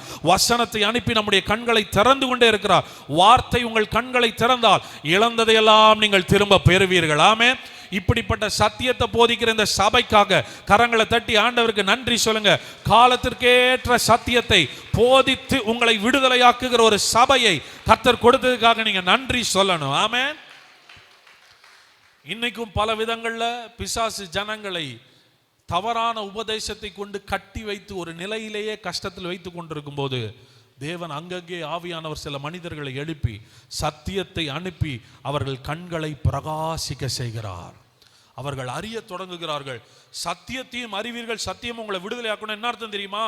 நீ அறிஞ்சு கொள்ற சத்தியம் உன்னை விடுதலையாக்கும். நாங்கள் முதல்ல ஊழியம் தொடங்கின போது ஒரு இடத்தை போய் பார்த்தோம். அந்த இடத்தை போய் பார்த்தா 50,000 அட்வான்ஸ்னாரு. 50,000 அட்வான்ஸ்ன உடனே அப்போ வேலைக்கும் போல வருமானம் கிடையாது. நானும் என் மனைவியும் திருமணமாகி அவர்கள் திருமணம் பண்ணி வந்திருக்கிறாங்க. நான் தான் அவங்கள கவனிக்கணும். என் கையிலே காசு இருக்காது. எனக்கு ஏதாவது வேணும்னாலே எங்கள் அப்பா அம்மாட்ட தான் கேட்பேன். என் மனைவியினுடைய அடிப்படை தேவை கூட அவங்கள்ட்ட காசு வாங்கி செலவு பண்ணிட்டு இருந்த காலத்தில் 50,000 அட்வான்ஸ் கொடுனா நான் எங்கே போகிறது? ஆனால் அந்த இடத்துல நிற்கும் போது இந்த இடம் நமக்கானது என்பதை என்னுடைய ஆவியில் உணர்ந்ததினால் அந்த ஓனர்கிட்ட சொன்னேன், ஐயா கொஞ்சம் வெயிட் பண்ணுங்க, நான் வரேன்னு. என்னுடைய வீட்டிற்கு போய் எங்களுடைய அறையில் இருக்கிற எல்லாமே தேடணும். நானும் என் மனைவியும் எங்களுடைய பீரோ, எங்களுடைய பர்ஸு எல்லாமே தேடி பார்த்தா கையில் எவ்வளோ இருந்துச்சுன்னா 2,000 இருந்துச்சு. இந்த 2,000 ரூபாய் தூக்கிட்டு ஓடி போய் அவர் கையில் கொடுத்துட்டு, ஐயா இதை முன்பணமாக வச்சுக்கோங்க, நாங்கள் இதை எடுத்துக்கிறோம், 50,000 கொடுத்துட்றோம் அப்படின்னு சொல்லிட்டு வந்தோம். அதுக்கப்புறம் அப்படியே ஆண்டவர் ஒவ்வொருத்தருடைய இருதயத்தில் பேசி அந்த தேவை சந்திக்கப்பட்டுச்சு. இப்போ சபை ஆரம்பிச்சிட்டோன்னு வைங்க. திறப்பு விழாவுக்கு நிறைய பேர் வந்தாங்க. ஆராதனைக்கு 4 பேர் தான் இருந்தோம். நாங்கள் 4 பேர் உட்காந்து ஆராதிச்சுட்டு இருக்கிறோம். அப்படி நடக்கும்போது ஒவ்வொருத்தரும் உள்ள வரும்போது பார்த்தா சந்தோஷமா இருக்கும். புது ஆத்மா உள்ள வராங்க. ஆனால் வர்ற எல்லாரும் பார்த்தா நம்மளை விட பரிதாபமான நிலையில் வருவாங்க. நம்மளே பண நெருக்கடியில் இருந்தால் வர்றவங்களாம் 10 லட்சம் கடன் இருக்குது, எங்களுக்காக ஜெபம் பண்ணுங்க ஏன்பாங்க. 1 கோடி நஷ்டமாயிருச்சு, எங்களுக்காக ஜெபம் பண்ணுங்க. ஏன்னா நம்மளுக்கு மனசே வெறுத்துருது. வர்றவங்க ஆசீர்வாதமா இருந்தால் தானே சபை ஆசீர்வதிக்கப்படும்னா. அப்போ கர்த்தர் என் கண்களை திறந்தார். பைபிள் ஒரு வசனம் இருக்கு, தேடி வாசியுங்கள் என்று ஒரு வசனம் இருக்கு. வேதத்தை எப்படி வாசிக்கணுமா? இந்த கேலண்டர் போட்டு வாசிக்கிறது நல்லதுதான். கேலண்டர் போட்டு வாசிக்கிறது எப்பவும் நமக்கு உதவாது. கேலண்டர் போட்டு வாசிக்கும் போது திடீர்னு ஒரு நாள் சம்மந்தமே இல்லாத வசனம்லாம் உங்களுக்கு வரும். ஆனால் தேடி வாசிக்க பழகிட்டீங்கன்னா தேவையான வார்த்தை உங்களுக்கு வரும். தேடி வாசியுங்கள்னு ஆண்டவர் கற்றுக் கொடுத்தோன்னு நான் என்ன பண்ண ஆரம்பிச்சிட்டேன்னா, என்ன தேவையோ அதற்கான சத்தியத்தை படிக்கலான்னு பொருளாதாரத்தை பற்றி ஆண்டவர் என்ன சொல்றாருன்னு படிக்க ஆரம்பித்தேன். தெய்வீக சுகத்தை பற்றி கர்த்தர் என்ன சொல்றாருன்னு படிக்க ஆரம்பித்தேன். ஊழியம் செய்கிறவர்களுக்கு சொல்றேன், இப்படி நாம் ஜனங்களுடைய சூழ்நிலைக்கு தகுந்த கர்த்தருடைய வார்த்தையை பேச ஆரம்பிச்சுடா ஜனங்க ஆசீர்வதிக்கப்படுவாங்க. ஜனங்க ஆசீர்வதிக்கப்பட்டா இன்றைக்கு சபை ஆசீர்வதிக்கப்படும். அப்போ நான் சபையில் பார்த்த 3 பிரச்சனை என்னவா இருந்துச்சுன்னா, ஒன்று பொருளாதார நெருக்கடி, இன்னொன்று சரீர பலவீனம், இன்னொன்று குடும்ப பிரச்சனை. இது 3 தான் மேஜராக இருந்துச்சு. அப்போ ஆண்டவர் எனக்கு ஒரு ஆலோசனை கொடுத்தாரு, இனிமே சபையில் இது 3க்கும் ஸ்பெஷல் மீட்டிங் வைனாரு. அப்போ மாசத்துல 3 வாரம் ஞாயிற்றுக்கிழமை ஸ்பெஷல் மீட்டிங் இருக்கும். ஒரு நாள் பொருளாதார ஆசீர்வாத கூட்டம் இருக்கும், இன்னொரு நாள் சுகமளிக்கிற கூட்டம் இருக்கும், இன்னொரு நாள் ஃபேமிலி பிளெஸிங் மீட்டிங் இருக்கும், குடும்ப ஆசீர்வாத கூட்டம் இருக்கும். 3 ஞாயிற்றுக்கிழமைகள்ல மாலையில இந்த 3 விசேஷித்த கூட்டங்களை வச்சு ஜனங்களுக்கு போதிக்க தொடங்குகிறேன். என்ன போதிக்க தொடங்குறேன்? நீங்க ஆசீர்வாதமா இருக்கணும்னு கர்த்தர் விரும்புறாருன்னு பேச ஆரம்பிக்கிறேன். கர்த்தர் உங்களுடைய செழிப்பை விரும்புறாருன்னு பேச ஆரம்பிக்கிறேன். கடன்ல இருந்து கர்த்தர் உங்களை விடுதலையாக்குவார்னு பேச ஆரம்பிக்கிறேன். உன் கைகளின் பிரயாசத்தை கர்த்தர் ஆசீர்வதிப்பார்னு பேச ஆரம்பிக்கிறேன். நீதிமானுடைய வீட்டில் ஆஸ்தியும் ஐஸ்வர்யமும் இருக்கணும்னு பேச ஆரம்பிக்கிறேன். அவனுடைய வீட்டில் எண்ணெய் குறையாது, சேவிங்ஸ் இருக்கும்னு பைபிள்ல இருந்து எடுத்து பேச ஆரம்பிக்க ஜனங்களுடைய கண்கள் திறக்கப்படுகிறது. நான் கையிட்டு செய்கிற வேலையை கர்த்தர் ஆசீர்வதிக்கிறாரா, ஐஸ்வர்யத்தை சம்பாதிக்கிறதுக்கான பலனை கர்த்தர் கொடுக்கிறார். பேச பேச ஜனங்கள் ஆசீர்வதிக்கப்பட ஆரம்பித்தார்கள். அவங்க நஷ்டத்தில் போன வியாபாரம் தொழில் செழிக்க ஆரம்பித்தது. நஷ்டத்தில் இருந்தவர்கள் மீண்டு வர ஆரம்பித்தார்கள். கடன்ல இருந்தவங்க கடன் கட்ட ஆரம்பிச்சாங்க. நான் சொல்றேன், சபைக்குள் இருக்கிறவருடைய வாழ்க்கை, அவர்கள் வாழ்க்கையெல்லாம் செழிப்பாய் மாற ஆரம்பித்தது. எப்படி தெரியுமா? தேடி வாசித்து போதித்ததினால். சுகமளிக்கிற கூட்டத்தில் கர்த்தர் உங்களை சுகமாக்க விரும்புறாருன்னு பேச ஆரம்பிச்சேன். அவருடைய தழும்புகளால் நீங்கள் என்ன ஆகுறீங்க? சுகமாகிறீர்கள்னு பேச ஆரம்பிச்சேன். வார்த்தையை கேட்க கேட்கவே ஜனங்களுடைய சரீரங்கள்ல அற்புதங்கள் நடக்க ஆரம்பிச்சு. நான் சொல்லிட்டா, எதை நம்ம பேசுறோமோ அதை கர்த்தர் செய்து காட்டுவார். எதை நம்ம விசுவாசிக்கிறோமோ கர்த்தர் அதை செய்து காட்டுவார். என் தேவன் பேசுகிறதை செய்கிறவர். சபையில் இருக்கிற போதகர்கள் சிலதை பேச தொடங்கினாலே சபையிலே கர்த்தர் அதை செய்ய தொடங்குவார். எந்த ஏரியால நீங்க பேச ஆரம்பிக்கிறீங்களோ அந்த ஏரியால பரிசுத்த ஆவியானவர் கிரியை செய்ய தொடங்குகிறார். நான் பார்த்திருக்கிறேன். பேசவே இந்த ஹீலிங் மீட்டிங்ல ஒரு நாள் நான் பேசிக்கிட்டே இருக்கும்போது ஒரு வாலிப மகள் எழுந்து ஓடி வந்து என்கிட்ட சொல்றாங்க, அண்ணே இன்னைக்கு நீங்க பேசிக்கிட்டே இருக்கும்போது என் கையில வளர்ந்திருந்த எக்ஸ்ட்ரா எலும்பு மறைஞ்சிருச்சுன்றாங்க. என்னால நம்ப முடியல. அந்த பொண்ணு சொல்றாங்க, எக்ஸ்ட்ரா எலும்பு வளர்ந்துருக்குன்னு டாக்டர் எக்ஸ்ரே எடுத்துட்டு இந்த வலி இருந்துட்டே இருந்துச்சுன்னா இதை ஆபரேஷன் பண்ணணும்னு சொன்னாங்க.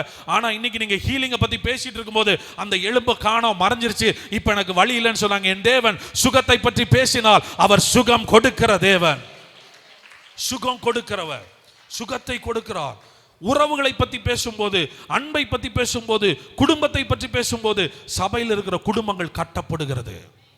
என் தேவன் பேசி அற்புதங்களை செய்கிறார். இப்படி ஆண்டவர் எனக்கு சத்தியத்தை கற்றுக் கொடுத்தோன்னு என்ன சொல்ல வரேன்னா, எந்த பகுதியை பற்றி சத்தியத்தை அறியறீங்களோ அந்த பகுதியில் நீங்க வளர போறீங்கன்னு அர்த்தம். அந்த பகுதியில் நீங்க விடுதலை ஆக போறீங்கன்னு அர்த்தம். பிசாசு தோற்கடிக்கப்படுகிறான், வெட்கப்பட்டு போகிறான். இப்படிப்பட்ட ஆசீர்வாதமான வார்த்தைகளை நீங்கள் கேட்க வேண்டும். இன்னைக்கு பரிதாபமான நிலை என்ன தெரியுமா? சபையில் ஆசீர்வாதத்தை பத்தி பேசக்கூடாதுன்றாங்க, பணத்தை பத்தி பேசக்கூடாதுன்றாங்க, செழிப்பை பத்தி பேசக்கூடாதுன்றாங்க. நான் என்ன சொல்றேன் தெரியுமா? எங்க நீங்க கஷ்டப்படுறீங்களோ அதற்கான வார்த்தையை கேட்டா தான் உங்களுக்கு விடுதலை. வியாதியா இருக்கிற இடத்துல எதை பத்தி பேசணும்? சுகத்தை பத்தி பேசணும். அப்ப தரித்திரமும் கஷ்டமும் இருக்கிற இடத்துல எதை பத்தி பேசணும்? ஆசீர்வாதத்தையும் ஐஸ்வர்யத்தையும் பத்தி பேசணும். நீங்க பேசாதனாலதான் இன்னும் எதுவும் நடக்கல. நீங்க விசுவாசிக்காதனாலதான் எதுவும் இன்னும் மாறல, எதுவும் மாறல இன்றைக்கு. ஆனால் சபைக்கே தேவைகள் அதிகம் இருக்கிறது.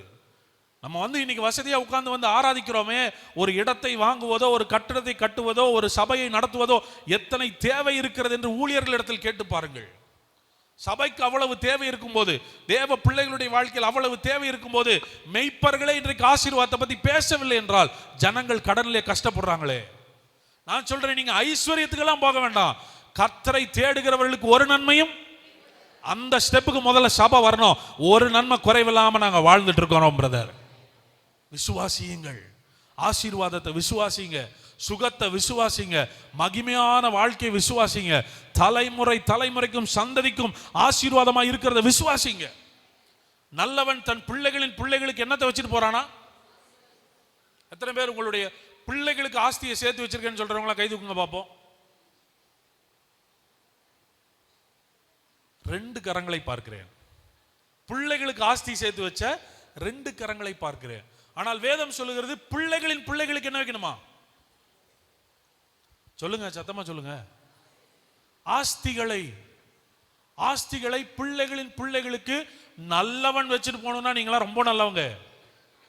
ஆண்டவருடைய பிள்ளைகளின் பிள்ளைகளுக்கு நான் ஒரு போதகனாய், இளம் போதகனாய் வாலிப பிள்ளைகளை பார்த்து மனசு உடைஞ்சவனா நான் பேசுறேன். இன்றைக்கு வாலிப பிள்ளைகள் எவ்வளவு பெரிய பாரத்தை சுமக்கிறாங்கன்னு உங்களுக்கு தெரியுமா? நிறைய பேருக்கு தெரியாது. எனக்கு தெரியல, நான் இதை பேச வரல. ஆண்டவர் யாருக்கோ ஊழியம் செய்ய விரும்புறாரு. வாலிப பிள்ளைகள் நான் இன்றைக்கு பார்க்கிறேன், அவர்கள் படுகிற கஷ்டத்தை உங்களுக்கு சொல்றேன். அப்பா அம்மா வாங்கி வச்ச கடனை கட்டுறான். அப்பா அம்மாவனுடைய மெடிக்கல் சார்ஜஸ் அவன் கொடுக்க வேண்டியதா இருக்குது. வயதான காலத்தில் ஆஸ்பத்திரி கூட்டு போகணும், மாத்திரை வாங்கி கொடுக்கணும், அவங்களுக்கு ஒரு ஆப்ரேஷன், அதை கட்டணும். அப்பா அம்மாவனுடைய கடன், அப்பா அம்மாவனுடைய சுகத்திற்கான செலவு, இவனும் இவனுடைய மனைவியும், இவர்களுடைய குடும்பத்தின் தேவை, வீட்டு வாடகை, இவர்களுக்கு பிள்ளைகள் பிறக்கிறார்கள், பிள்ளைகளுடைய ஸ்கூல் ஃபீஸ். அப்ப ஒரு மனிதன் 3 தலைமுறையினுடைய பொருளாதார பாரத்தை சுமக்கிறான். இது யாருக்கு சாபம்?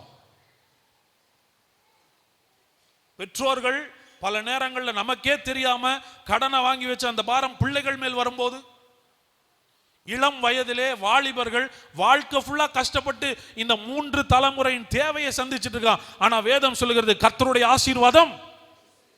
நான் சொல்றேன், பொருளாதாரத்துல ஒரு பிரேக் த்ரூ சபைக்கு உண்டாக வேண்டும்.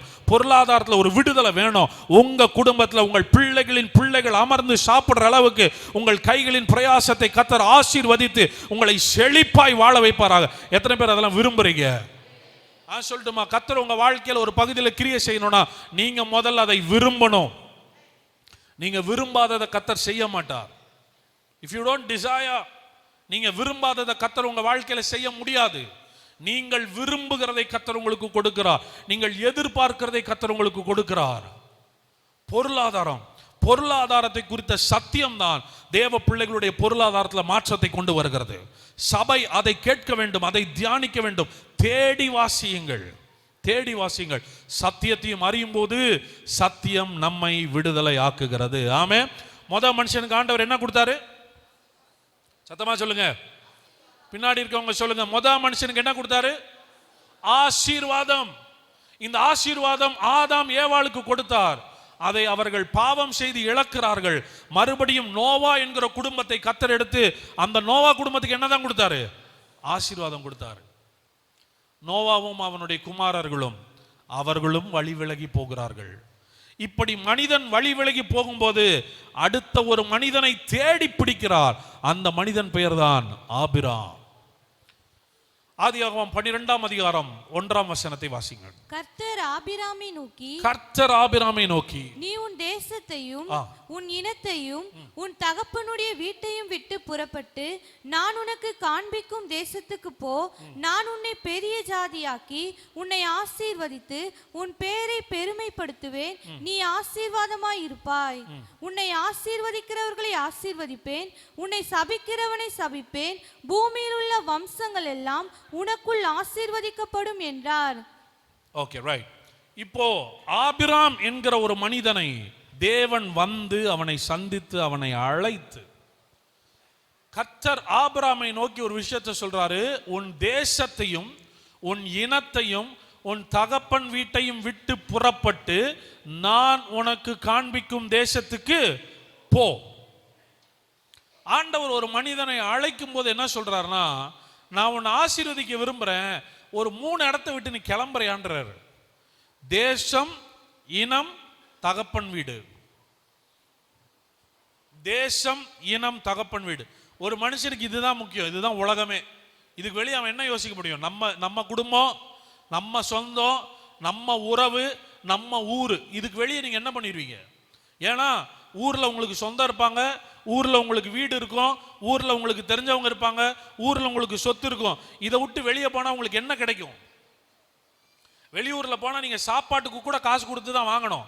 ஆனா நம்ம ஊர்ல இருந்தா அப்பா இருக்கிறாங்க, அம்மா இருக்கிறாங்க, உறவுகள் இருக்கிறாங்க, சொந்தங்கள் இருக்கிறாங்க. அப்படி இருந்தாலும் ஊர் ஜனங்களுக்கு இப்ப இயேசு சொல்றாரு, இந்த 3ஐயுமே விட்டு வெளியே வாடான்றாரு. அப்படின்னா என்ன சொல்ல வர்றாரு தெரியுமா? உன்னுடைய மனநிலை, உன் நம்பிக்கை, உன் கலாச்சாரம் எல்லாத்தையும் விட்டு வெளியே வா. நான் உன்னை எப்படி நடத்துறேன்னு பாரு. நான் உன்னை குடும்பத்தை சார்ந்து வாழ்க்கையை தாண்டி கர்த்தருடைய ஆசீர்வாதத்தை சார்ந்து வாழ்கிற வாழ்க்கை, உன்னுடைய அனுபவத்தை சார்ந்து வாழ்கிற வாழ்க்கையை தாண்டி கர்த்தருடைய ஆசீர்வாதத்தில் நடக்கிற ஒரு வாழ்க்கை, உன்னுடைய பேக்ரவுண்டை நம்பி வாழ்ற வாழ்க்கையை தாண்டி கர்த்தருடைய ஆசீர்வாதத்தை நம்பி வாழ்ற வாழ்க்கை. Come out of your place. உன் இடத்தை, உன் இனத்தை, உன் தகப்பன் வீட்டை விட்டு வெளியே வா. நான் உன்னை ஆசீர்வதிப்பேன். ஆபிரகாமுக்கு கர்த்தர் என்ன கொடுப்பேன்னு சொல்றாரு? நான் உன்னை ஆசீர்வதிப்பேன்னு சொல்லிட்டு அடுத்தது சொல்றாரு, இங்க ஆட் பண்றாரு, நான் உன்னை ஆசீர்வதிக்கிறேன், உன் மூலமாய் உன் சந்ததிக்குள் பூமியில் உள்ள வம்சங்கள் எல்லாம் என்ன பண்ணப்பட்டிருக்கும். அப்படின்னா என்ன சொல்ல வர்றாரு தெரியுமா? இது ஒரு ஜெனரேஷனல் பிளெஸிங், இது ஒரு கண்டேஜியஸ் பிளெஸிங். ஆசீர்வாதத்தின் 2 பரிமாணங்களை சொல்லுகிறார். அது தலைமுறையாய் வரும். அது உன்னோடு இணைகிறவர்களை தொற்று கொள்ளும். தொற்று வியாதி இன்னைக்கு நிறைய பேருக்கு நமக்கு தெரியும். தொற்று வியாதி கொரோனா வந்ததுக்கு அப்புறம் தொற்று வியாதின்றதுனுடைய பவர் நமக்கு தெரியும். ஒன்று எப்படி பக்கத்தில் போனால் நம்மளை தொற்றுது. நான் கேட்குறேன், கொரோனாக்கு இவ்வளோ வல்லமை பக்கத்தில் போனால் தொற்றுனா, கர்த்தரால் ஆசீர்வதிக்கப்பட்டவன் பக்கத்தில் போனால் நீங்கள் ஆசீர்வதிக்கப்பட்டுருவீங்க. ஆசீர்வாதம் தொற்றக்கூடியது. உன் மூலமாய் ஆசீர்வாதங்கள் சந்ததிகளுக்கு போகும். பூமியில் உள்ள சகல குடும்பங்களும், all the families of the world will be blessed through you. ஆபிரகாமை கர்த்தர் ஆசீர்வதித்தார். சோ நான் மறுபடியும் சொல்றேன், ஆதாம் ஏவாள் ஆண்டவர் என்ன பண்ணினார்? ஆசீர்வதித்தார். நோவா குடும்பத்தை, ஆபிரகாமை. இன்னைக்கு உங்களுக்கு என்ன வேணும்? நான் சொல்றேன், ஒவ்வொன்றா லிஸ்ட் போட்டு தனித்தனியாக கேட்கறத விட ஒண்ணே கர்த்தருடைய ஆசீர்வாதம் என் மேல இருந்தா போதும். கர்த்தருடைய ஆசீர்வாதத்திற்குள்ள சகலமும் இருக்கிறது. அந்த ஆசீர்வாதம் the blessing of the Lord. இந்த ஆசீர்வாதத்தை பெற்ற ஆபிரகாம், இந்த ஆசீர்வாதத்தை பெற்ற ஆபிரகாம் தன்னுடைய சொந்த ஊரையும் இனத்தையும் தகப்பனின் வீட்டையும் விட்டு வெளியேறுகிறான். வாழ்க்கையிலேயே முதல் முறை அவுட் ஆஃப் டவுன் வெளியே போறான். பாருங்க, பல நேரத்தில் ஊரை விட்டு வெளியே போனாதான் உலகமே நம்மளுக்கு தெரியும். நான் சின்னதுலேருந்து அப்பா அம்மா அரவணைப்பிலே இருந்துட்டு எங்கள் அப்பா அம்மாலாம் எவ்வளோ பத்திரமா பார்த்துக்கிட்டாங்கன்னா, டைம் ஆனால் அவங்களால வர முடியலனாலும் யார் மூலமாவது சாப்பாடு வீட்டுக்கு வந்துடும். எங்கேயும் தனியாக போனது கிடையாது. எங்கள் அப்பா ரொம்ப 12வது படிக்கிறப்ப பஸ் ஏற்றி விட்டார். அப்போ தான் ஃபஸ்ட் டைம் பஸ்ஸில் தனியாக போகிறோம். அந்த பஸ் ஏற்றி விட்டு ஒரு 6 கிலோமீட்டர் போய் இறங்கணும். அதுக்குள்ளே 10 பேருக்கு ஃபோன் பண்ணி அங்கே இறங்குறதுக்கு முன்னாடி நின்றுட்டு இருக்காங்க. ஏன்னா என் பையன் இந்த பஸ்ஸில் இந்த நம்பர் பஸ்ஸில் வரான், இதான் கண்டக்டர் நம்பர், இத்தனை மணிக்கு அந்த இடத்துல வரும்னா அங்கே 4 பேர் நிற்க வச்சு நம்மளை ரிசீவ் பண்ணி இவ்வளோ பத்திரமா பாதுகாத்ததுக்கப்புறம் 12வது முடிச்சோன்னே கல்லூரி படிப்புக்காக நான் திருச்சிக்கு போகிறேன்.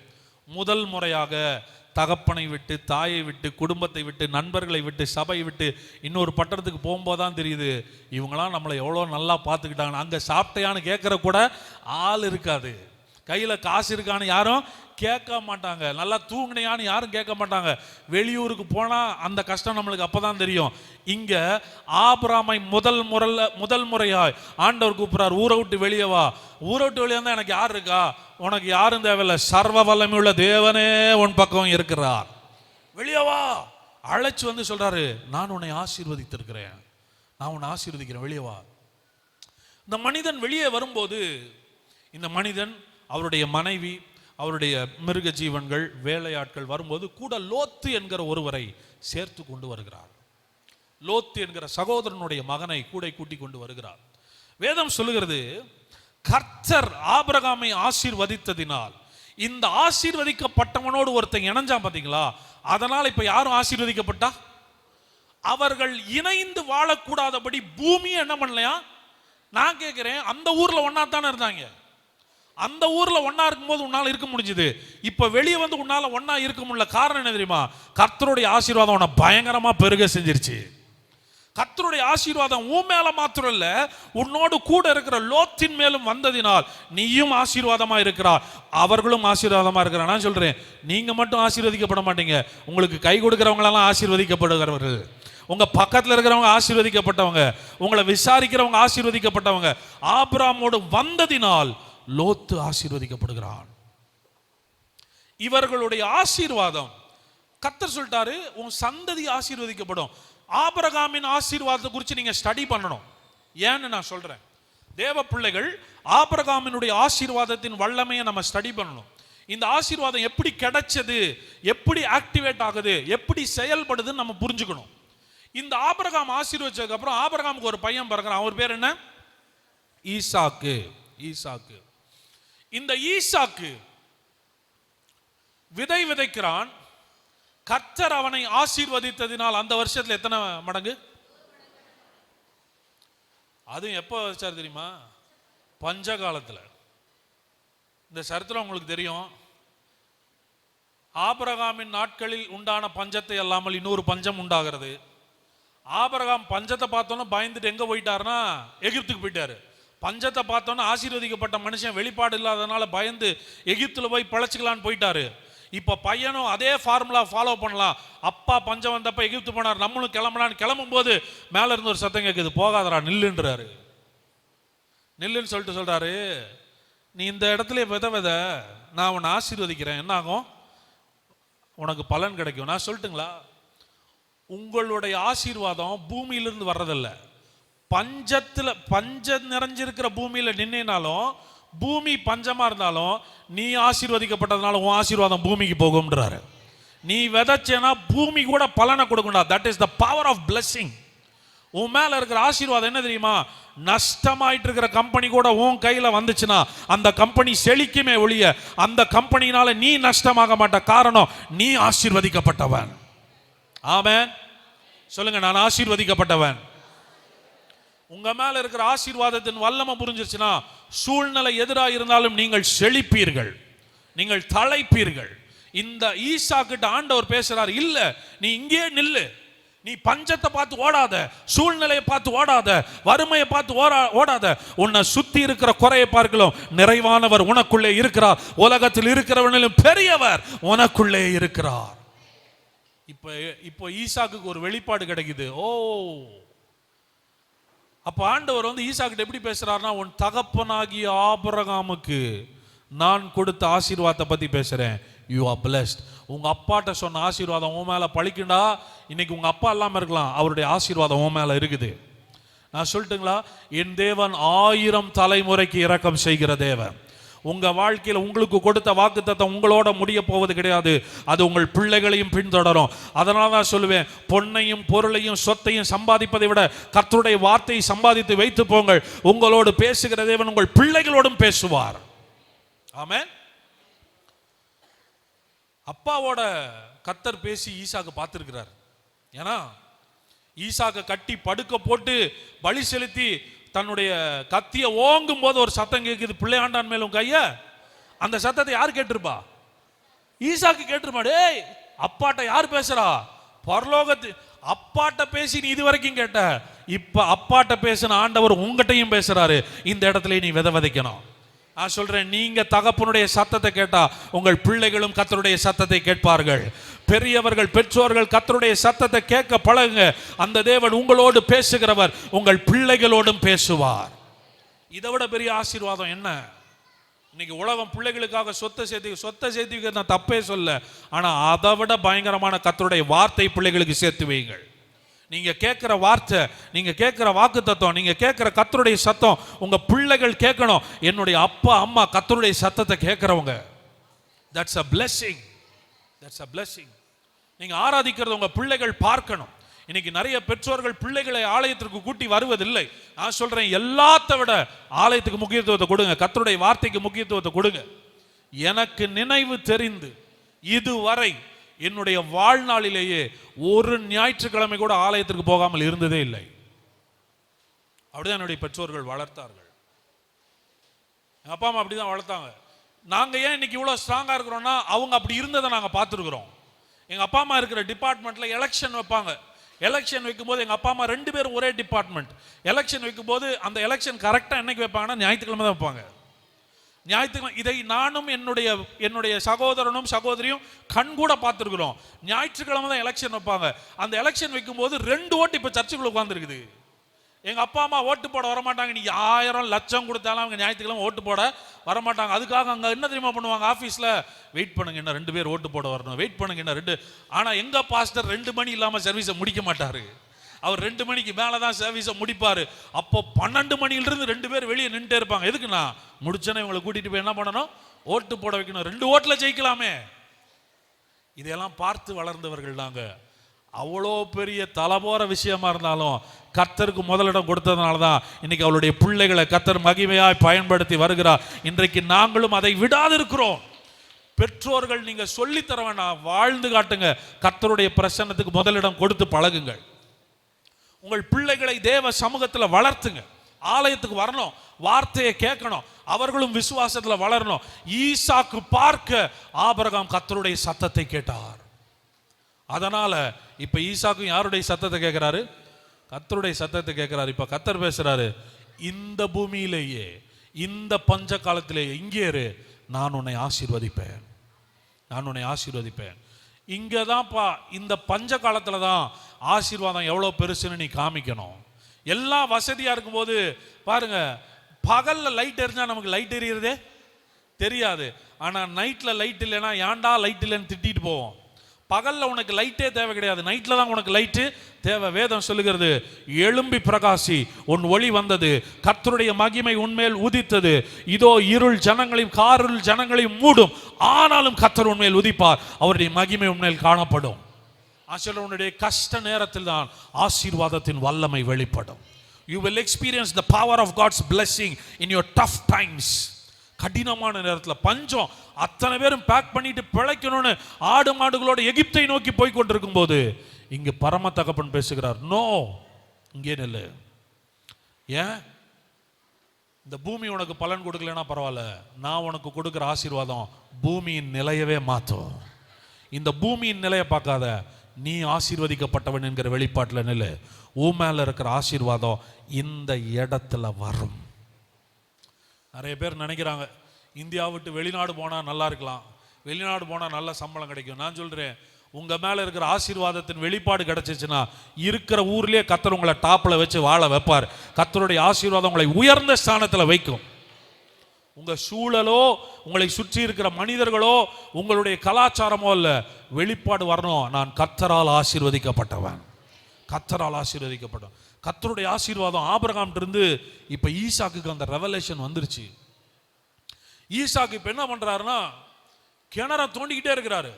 கிணற ஒவ்வொன்றா தோண்டினா வந்து எதிரிகள் என்ன பண்ணிகிட்டே இருக்காங்க, இது எங்களுது எங்களுது எங்களுதுன்னு எல்லாம் சுதந்திரிச்சுட்டே இருக்கும்போது இவர் என்ன பண்ணிட்டே இருக்கிறாருன்னா, சண்டை போடவே இல்லை, விட்டு கொடுத்துட்டு உன்னோடதா வச்சுக்கோ, உன்னோடதா வச்சுக்கோ.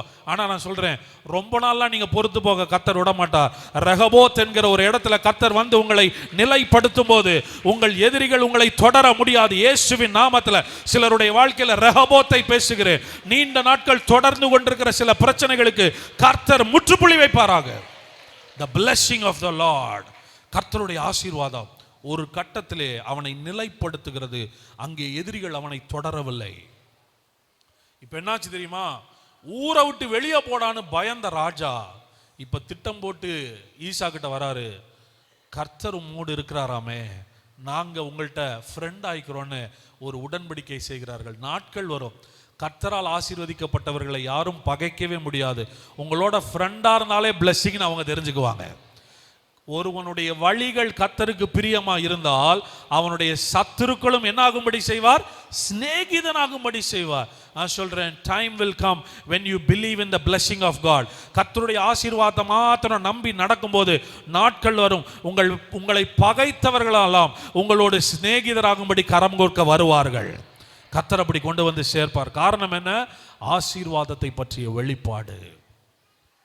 இந்த ஈசாக்கு இவ்வளவு பெரிய ஆசீர்வாதத்தை அனுபவித்துக் கொண்டிருக்கும் போது இந்த ஈசாக்குக்கு 2 பிள்ளைகள் பிறக்கிறார்கள். யார்? ஏசா, யாக்கோபு. இந்த ஏசா யாக்கோபு தகப்பனுடைய வீட்டில் வளரும் போது தகப்பனுக்கு வயதாகி விடுகிறது. கண்ணெல்லாம் மங்களாயிருச்சு. கண்ணெல்லாம் மங்களான உடனே இப்ப என்ன பண்றாங்கன்னா, ஈசாக்குனுடைய மனைவி சொல்றாங்க, அப்பாவுக்கு வயசாயிருச்சு, நான் சமைச்சு தரேன், நீ கொண்டு போய் கொடுத்த ஆசீர்வாதத்தை வாங்கிட்டு வா. இந்த யாக்கோபு ஏசாவை போல உடை உடுத்திட்டு தகப்பன் இடத்துல போய் சமைச்சு கொடுத்து ஆசீர்வாதத்தெல்லாம் வாங்கிடுறார். ஆசீர்வாதத்தை வாங்கிட்டு வீட்டை விட்டு கிளம்புறார். லாபான் வீட்டிற்கு இப்போ ஒரு மனிதன் போகிறார். அவர் பேர் தான் யாக்கோபு. இந்த யாக்கோபு உள்ள போய் வேதம் சொல்லுகிறது, ஏசா கூட வேட்டையாடுகிறவன், ஆனால் இந்த யாக்கோபு வீட்டிலேயே தங்கி இருக்கிறவன். இவனுக்கு பெரிய அனுபவம் எல்லாம் இருக்காது, இவனுக்கு பெரிய ஞானம் எல்லாம் இருக்காது. ஆனால் இவனுக்கு ஒன்று இருக்கிறது, தகப்பனுடைய ஆசீர்வாதம் இருக்கிறது. ஏன் அந்த தகப்பனுடைய ஆசீர்வாதம் தெரியுமா? கர்த்தரால் ஆசீர்வதிக்கப்பட்ட சந்ததியில் வந்தவர்கள். கர்த்தரால் ஆசீர்வதிக்கப்பட்ட சந்ததியில் வந்தவர்கிட்ட ஒரு ஆசீர்வாதத்தை வாங்கிட்டு போறான். ஆடு மாடெல்லாம் எப்படி மேய்க்கணும்னு தெரியாது, ஆனா ஒண்ணு தெரியும், நான் ஆசீர்வதிக்கப்பட்டவன். இன்னைக்கு இங்க அமர்ந்திருக்கிற அத்தனை பேரை பார்த்து சொல்றேன், உங்களுக்கு படிப்பறிவு இல்லாம இருக்கலாம், உலக ஞானம் இல்லாத இருக்கலாம், நான் ஆசீர்வதிக்கப்பட்டவன் என்கிற வெளிப்பாடு போதும் உங்கள் நிலையை மாற்றிவிடும். ஆமென். ஆமா, இந்த யாக்கோபு ஆசீர்வதிக்கப்பட்டவன் என்கிற மனநிலையிலே லாபானுடைய வீட்டிற்கு போகும்போது 10 முறை இந்த லாபான் என்ன செய்கிறார் தெரியுமா? சம்பளத்தை மாற்றுகிறார். 10 முறை சம்பளத்தை லாபானுடைய ஒரே நோக்கம் என்னன்னா, அவனுக்கு அதிகமா போயிடக்கூடாது, அவனுக்கு அதிக வருமானம் போயிடக்கூடாது, அவனுக்கு அதிக ஆடு போயிடக்கூடாது, அவனை கஷ்டப்படுத்தணும், நம்ம தான் நல்லா இருக்கணும், அவனுக்கு கொஞ்சம் போனா போதுன்னு வரியுள்ள ஆடுகள் பிறந்தாதான் உனக்குன்றார். ஏன்னா இந்த மனுஷனுடைய அனுபவத்துல நல்லா தெரியும், ஆடு எப்பவுமே வரியுள்ள குட்டி என்ன பண்ணாது, போடாது. நான் சொல்லிட்டா, கர்த்தரால் ஆசீர்வதிக்கப்பட்டவர்களா இருந்தீங்கன்னா எப்பவுமே நடக்காதெல்லாம் உங்களுக்காக சிலது அடிக்கடி கர்த்தர் நடக்க வைப்பாரு. ஆமென். எப்பவுமே நடக்காது. இந்த லாபான் என்ன சொல்லிட்டாருன்னா, அப்படி சொல்லிடுவான், எப்படி கொஞ்சம் ஆடு தான் அப்படி குட்டி போடும், அதை மட்டும் அவனுக்கு விட்டுட்டு மீதியெல்லாம் நம்ம என்ன பண்ணிக்கலாம் எடுத்துக்கலான்னு மாத்திரம் சொன்னது இல்லாமல் இந்த ஆள் என்ன பண்ணியிருக்கிறாருன்னா, ஏற்கனவே புள்ளியும் வரியுள்ள ஆடுகளும் அவர் என்ன பண்ணிட்டார், கூடவே கூட்டிட்டு போயிட்டார். ஏன்னா இதை விட்டா இன்னும் எச்சா ஆடு வந்துருச்சுன்னா நான் சொல்றேன், இந்த உலக ஞானம்லாம் கர்த்தருடைய ஞானத்துக்கு முன்னாடி தோற்று போயிடும். எந்த மனுஷன் நீங்க ஒண்ணுமில்லாம போகணும்னு நினைச்சானோ அவன் கண்ணுக்கு முன்னாடியே உங்களை வாழ வச்சு அழகு பார்க்கிற நல்ல தேவன். மனிதனால் கூடாதது என் தேவனால் கூடும். உங்கள்ட்ட இருந்து எதையெல்லாம் பறிக்கணும்னு நினைக்கிறானோ கர்த்தர் அதை பெருக செய்து ஆசீர்வதிப்பார். உங்களுக்கு வர வேண்டியதை எதெல்லாம் மனுஷன் தடுக்கணும்னு நினைக்கிறானோ, கொடுக்க கூடாதுன்னு நினைக்கிறானோ, அவன் நினைச்சதுக்கு மேல உங்களுக்கு கொடுத்து உங்களை ஆசீர்வதிக்கிற நல்ல தகப்பன் அவர். இந்த மனுஷன் தன்னுடைய அனுபவத்துல 10 முறை சம்பளத்தை மாற்றுகிறான். 10 முறை சம்பளத்தை மாத்தினா அவனுக்கு ஷாக்கிங்கா இருக்குது. என்ன நடக்குதுன்னே புரிஞ்சுக்க முடியல. எதெல்லாம் அவனுக்குன்னு சொல்றோமோ அதெல்லாம் வளருது சார். புள்ளியும் வரியும் உள்ளது உனக்குன்னா புள்ளியும் வரி உள்ள ஆட்டுக்குட்டிகள் நிறைய போடுது. இது எப்படி? என்னுடைய ஹிஸ்டரியிலே நான் அப்படி பார்த்தது கிடையாது, சரித்திரத்திலே இப்படி பார்த்தது கிடையாது, என்னுடைய அனுபவத்திலே இப்படி பார்த்து. உன் அனுபவம்லாம் வேற, கர்த்தரால் ஆசீர்வதிக்கப்பட்ட மனுஷனுடைய அனுபவமே வேற. கம்பேரே பண்ண முடியாது. எல்லாம் முடிஞ்சதுக்கு அப்புறம் 10 முறை சம்பளத்தை மாத்தினதுக்கு அப்புறம் இந்த லாபான் வந்து யாக்கோபுட்ட சொன்ன வார்த்தை என்ன தெரியுமா? இவனை துரத்தணும்னு நினைச்சவன் இப்ப கெஞ்சி கேட்கிறான், ஸ்டே வித் அஸ், எங்களோடு தங்கி இருக்கிறையா? ஈசாக்குக்கும் அதே தான் நடந்தது. எதிரிகள் துரத்தணும்னு நினைச்சவன் இப்ப கேட்கிறான், எங்களோட சமாதானமாயிரு. இங்க துரத்தணும்னு நினைச்ச லாபான் கூப்பிடுறான், எங்களோட வந்து தங்கிரு. ஏன் தெரியுமா? உன் நிமித்தமாக கர்த்தர் என்னை ஆசீர்வதித்திருக்கிறார். இந்த யாக்கோபு, இந்த லாபான் சொல்றாரு, உன் நிமித்தமாக கர்த்தர் என்னை ஆசீர்வதித்ததை குறிப்பினால் அறிந்தேன். Noticeable difference. குறிப்பினால் அறிந்தேன். ஏன் தெரியுமா? நீ வருவதற்கு முன்பாக இருந்தது கொஞ்சம், நீ வந்தது நிமித்தம் கர்த்தர் என்னை ஆசீர்வதித்ததினால் இப்பொழுது நான் பெருகி இருக்கிறேன். ஆசீர்வதிக்கப்பட்டவன் ஒருத்தன் உங்க வீட்டுக்குள்ள வந்தா ஆசீர்வாதம். நீ என் வீட்டுக்குள் வந்ததினால் என் தொழில் ஆசீர்வதிக்கப்பட்டதை நான் உணர்கிறேன். I could feel the difference. I could see the difference. Laban சொல்றாரு, நீ வந்தது நிமித்தம், உன் நிமித்தம் கர்த்தர் என்னுடைய மந்தையை பெருக பண்ணினார், என்னோடு தங்கியிரு. ஆசீர்வதிக்கப்பட்டவள் சொல்றேன், நீ கையில ஒரு ஆட்டுக்குட்டி கூட கொண்டு வராம இருக்கலாம், ஆனா உன் மேல இருக்கிற ஆசீர்வாதம் 2 பரிவாரங்களை கொண்டு வரும். உங்க கிட்ட என்ன இருக்குதுன்னு யோசிக்காதீங்க, உங்க மேல கர்த்தர் பேசின ஆசீர்வாதம் பெரியது. The power of blessing. யாக்கோபு ஆசீர்வாதத்தோட போனா, லாபான்ட்ட ஐஸ்வர்யம் இருந்துச்சு, லாபான்ட்ட ஆடு மாடுகள் இருந்துச்சு, மந்தைகள் இருந்துச்சு, வேலையாட்கள் இருந்தார்கள். இது எதுவுமே கிடையாது யாக்கோபுக்கு. ஆனால் ஒத்தை மனிதனாய் கோலும் தடியும் ஆசீர்வாதத்தோடு போனவன் இன்றைக்கு 2 பரிவாரங்களோடு வருகிறான். What a blessing.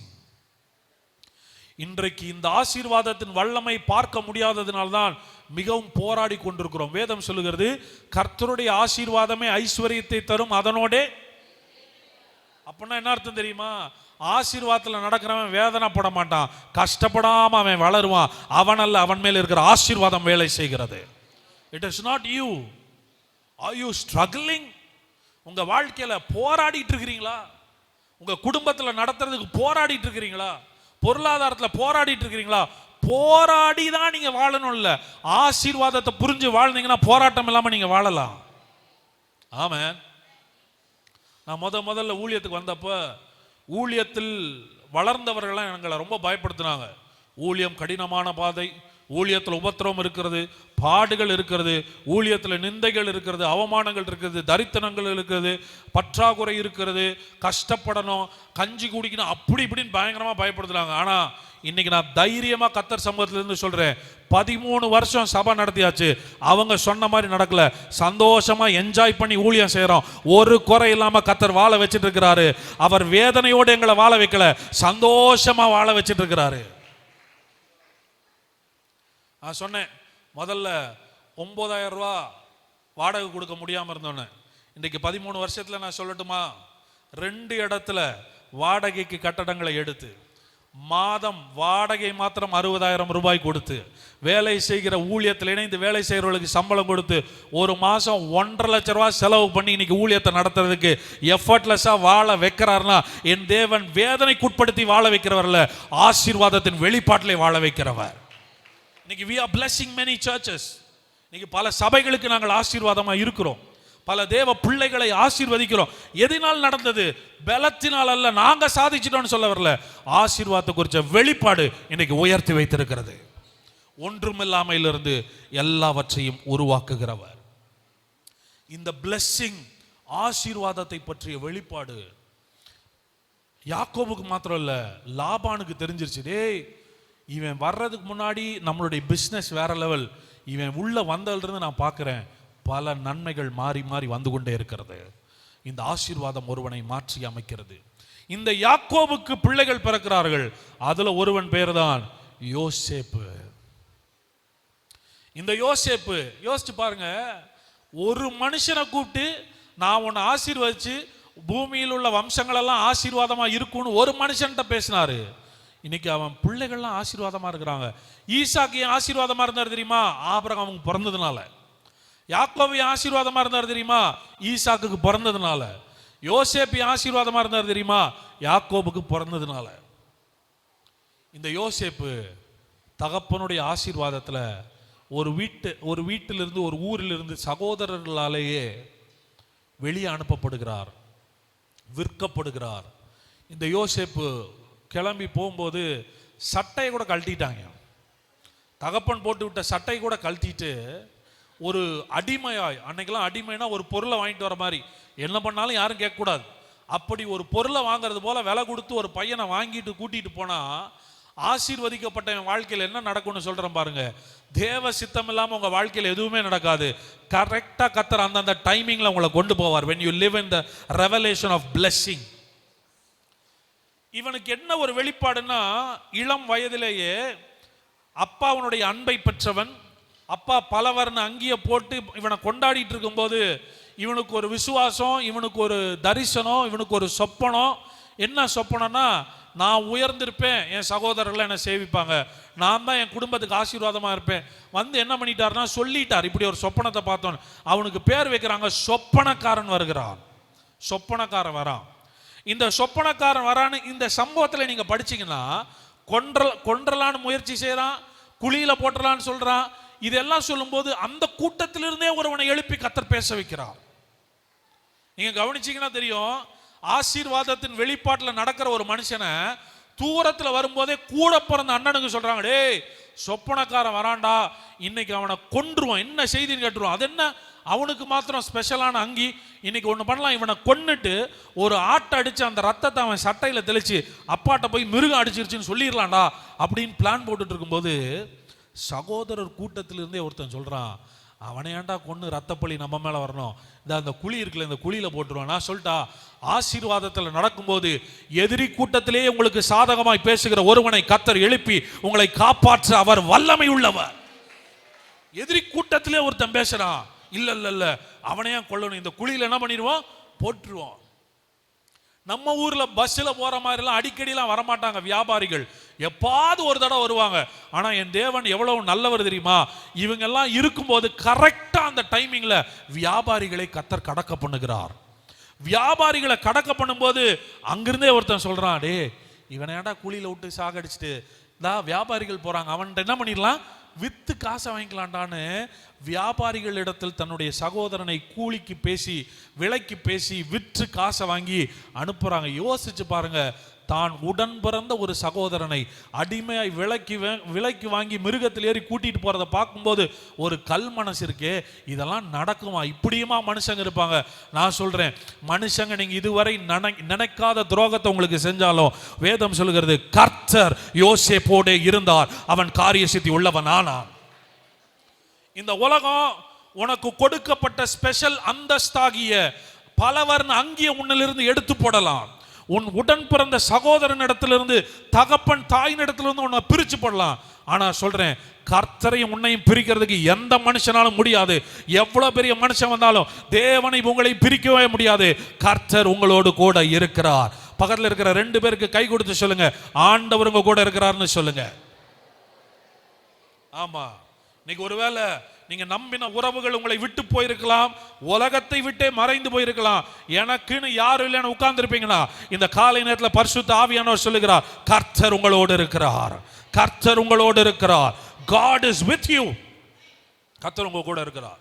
கர்த்தர் யோசேப்போடே இருந்தார். கர்த்தர் யோசேப்போடே இருந்தார். ஆசீர்வாதத்தை குறித்த வெளிப்பாட்டில் நடக்கிறவர்களை விட்டு தேவன் விலகுகிறதே இல்லை. They have this revelation that God is with me. இந்த யோசேப்பு போத்திபார் வீட்டிற்குள் போகிறான். போத்திபார் வீட்டுக்குள் போகும்போது, உள்ளே போகும்போது அவன் ஒரு அடிமை. இந்த போத்திபார் இதுவரைக்கும் எத்தனை வேலைக்காரங்களை பார்த்துருப்பான்? இதுவரைக்கும் நான் பேசினது எத்தனை பேருக்கு புரிஞ்சது? புரிஞ்சவங்களாம் கரங்களை உயர்த்தி காட்டுங்க பார்ப்போம். ஹல்லேலூயா. கர்த்தர் நல்லவர். நல்ல வார்த்தையை கேட்குறீங்க. உங்கள் சபை ஆசீர்வதிக்கப்பட்ட சபை. வார்த்தையை கேட்குற சபையெல்லாம் நம்பர்ஸை விட குவாலிட்டியில் வளர்ந்துருவான். நம்ம குவான்டிட்டியில் வளர்றது செகண்டரி, குவாலிட்டியில் வளர்ந்துருவீங்க. தரமுள்ள சபையாய் வளருவீர்கள். வார்த்தையை கேட்கிற சபை. இந்த போத்திபார் வீட்டிற்குள் நுழையும் போது இந்த போத்திபார் வீட்டில் இந்த போத்திபார் நோட்டீஸ் பண்ணுறார். ஏன்னா அடிமையாக உள்ளே வந்திருக்கிறான். அவன் யாராக இருப்பானோ, எந்த பின்னணியிலேருந்து வந்திருப்பானோ, அவன் மனநிலை எப்படி இருக்குமா, அவன் ஒழுங்காக வேலை செய்வானா, இப்படியெல்லாம் பார்த்து கொண்டிருந்த போது அந்த போத்திபாருக்கு தெரிகிறது, இதுவரை நான் பார்த்த வேலைக்காரர்களையே இவன் வித்தியாசமானவன். ஏன்னா அவன் கையில் எதை கொடுத்தாலும் அது என்ன ஆகுது? நான் சொல்லிட்டா, நீங்க ஆசீர்வதிக்கப்பட்டவர்களா இருந்தா நீங்க கையை வைக்கிறதெல்லாம் கர்த்தர் ஆசீர்வதிப்பார். நீங்க கையை வைக்கிற தொழிலெல்லாம் ஆசீர்வதிக்கப்படும். உங்க கைப்படுற இடமெல்லாம் ஆசீர்வதிக்கப்படும். இந்த போத்திபார் குறிப்பினால் மறுபடியும் அறிகிறான், இவன்கிட்ட என்ன பொறுப்பு கொடுத்தாலும் ஒரு மேசிவ் growth, மிகப்பெரிய வளர்ச்சி இருக்கிறது. தன்னுடைய மனைவியை தவிர தன்னுடைய வீட்டில் இருந்து எல்லாத்தையும் யாருக்கு கொடுத்துட்டார்னா யோசேப்பு கையில் கொடுத்தார். கர்த்தருடைய ஆசீர்வாதம் பணத்தை விட, பொருளை விட, மனிதர்களை விட, அந்தஸ்தை விட பெரியது. இது எல்லாமே போனாலும் ஆசீர்வாதத்தோடு இருக்கிற நீங்க எங்க போனாலும் பிழைச்சுக்குவீங்க, எங்க போனாலும் வாழ்வீங்க, எங்க போனாலும் உயர்வீங்க. உங்க மேல இருக்கிற ஆசீர்வாதத்தை எந்த மனுஷனாலும் திருடவே முடியாது. ஆமென். இந்த யோசேப்பு, கர்த்தருடைய ஆசீர்வாதம் யோசேப்பு போற இடத்துலலாம் வருது. எகிப்துக்குள்ள நுழைஞ்சிட்டார். ஆசீர்வதிக்கப்பட்ட மனிதனாய் எகிப்துக்குள்ளே நுழைந்து விட்டார். நமக்கு தெரியும், அங்கிருந்து சிறைக்கு போய் சிறையிலிருந்து சிங்காசனத்துக்கு வந்ததுக்கப்புறம் சகோதரர்களுக்கெல்லாம் வந்து தகப்பனுக்கும் சகோதரர்களுக்கும் ஒரு ஊரையே அந்த தேசத்தினுடைய தலைவன் கொடுத்து அந்த ஊரில் வாழ வைக்கிறார். யோசேப்பு கண்ட சொப்பனம் அவருக்கு நிஜமாகி விட்டது.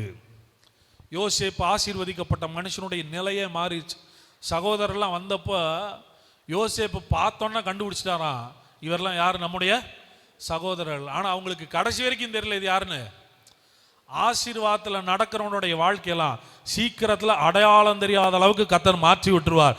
உங்களை பார்த்தவங்க, உங்களை இதுவரைக்கும் பார்த்தவங்க கண்ணுக்கு அடையாளம் தெரியாத அளவுக்கு உங்கள் மேலே இருக்கிற ஆசீர்வாதம் உங்களை உயர்த்தி வைக்கும். ஆனால் ஆசீர்வாதத்தின் வெளிப்பாடு இல்லாதவன் கடைசி வரைக்கும் அப்படியே தான் இருக்கிறான். கடைசி வரைக்கும் அவனுடைய சகோதரன் அப்படியே தான் இருந்தான். ஆனால் இவனுடைய நிலை மாறிவிட்டது, இவனுடைய ஸ்தானம் மாறிவிட்டது, அவனுடைய உடை, பேச்சு எல்லாம் மாறிடுச்சு. ராஜாவுக்கு அடுத்த ஸ்தானத்தில் இருக்கிறான். இங்கேதான் ஒரு பிரச்சனை தொடங்குகிறது.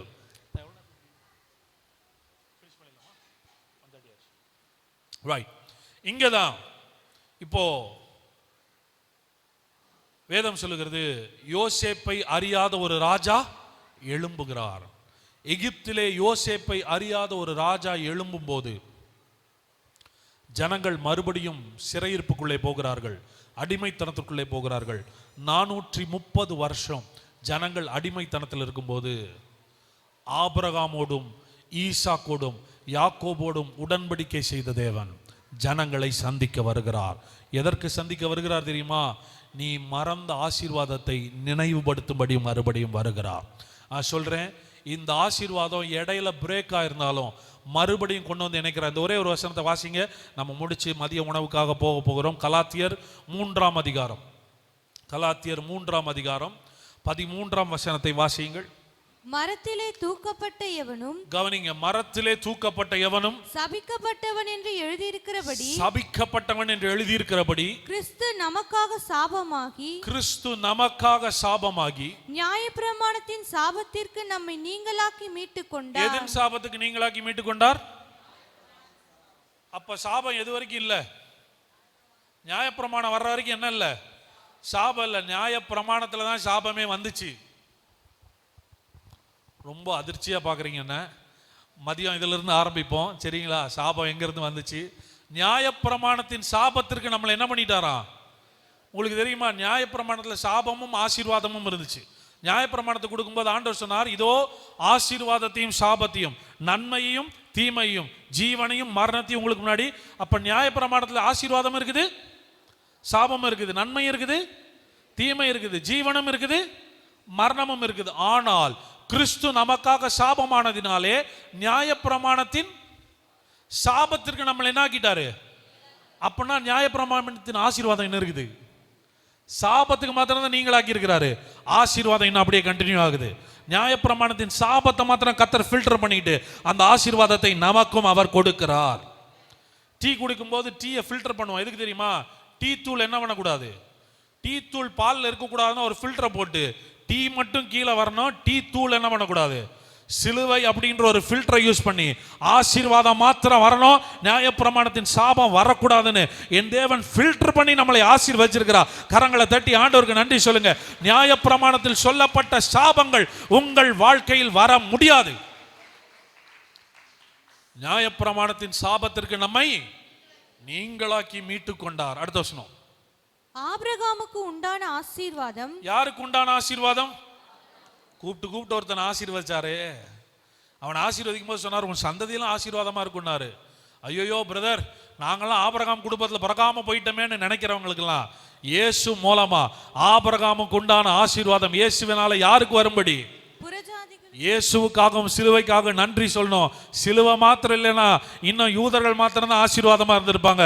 சிலுவை என்று வந்ததினாலே ஆபிரகாம் அனுபவித்த அதே ஆசீர்வாதத்தை இன்று புறஜாதிகளாகிய நாமும் அனுபவிக்கும்படி இயேசு சிலுவையின் மூலமாய் ஒரு வழியை திறந்து விட்டிருக்கிறார். ஆபிரகாமின் ஆசீர்வாதம் கிறிஸ்து இயேசுவினால் புறஜாதிகளுக்கு வரும்படியாகவும் ஆவியை குறித்து சொல்லப்பட்ட வாக்கு தத்தத்தை நாம் விசுவாசத்தினாலே பெரும்படியாகவும் இன்றைக்கு தேவ பிள்ளைகள் விசுவாசத்தினாலே ஆசீர்வாதத்தை பெறப்போகிறீர்கள். ஆபிரகாமின் ஆசீர்வாதம் உழைப்பினால் வருவதல்ல, ஆபிரகாமின் ஆசீர்வாதம் கீழ்ப்படிதனால் வருவதல்ல, ஆபிரகாமின் ஆசீர்வாதம் விசுவாசத்தினால் வருகிறது. சிலுவையில் இயேசு செய்து முடித்ததை விசுவாசிக்கிறதுனா இன்னைக்கு நீங்க ராஜா மாதிரி வாழ போறீங்க. மத்தியானம் எதிர்பார்ப்போட வாங்க. இந்த வார்த்தை கேட்கிறது மாத்திரமல்ல, அந்த ஆசீர்வாதம் உங்கள் வாழ்க்கையில செயல்படுவதை நீங்கள் பார்ப்பீர்களாக. இதை கேட்கும் போதே உங்களுக்கு சுகமும் சமாதானமும் பெருக்கமும் நன்மையும் உங்கள் வாழ்க்கையில உண்டாவதாக. ஆபிரகாமின் ஆசீர்வாதம் இன்றைக்கும் உங்கள் வாழ்க்கையிலும் குடும்பங்களிலும் வெளிப்படுவதை நாம் பார்க்க போறோம். எத்தனை பேர் ஆசீர்வதிக்கப்பட்டீங்க இந்த சத்தியத்தின் மூலமா? கரங்களை தட்டி பரிசுத்த ஆவியானவருக்கு நன்றி சொல்லுங்க. You are blessed. நீங்கள் ஆசீர்வதிக்கப்பட்டவர்கள்.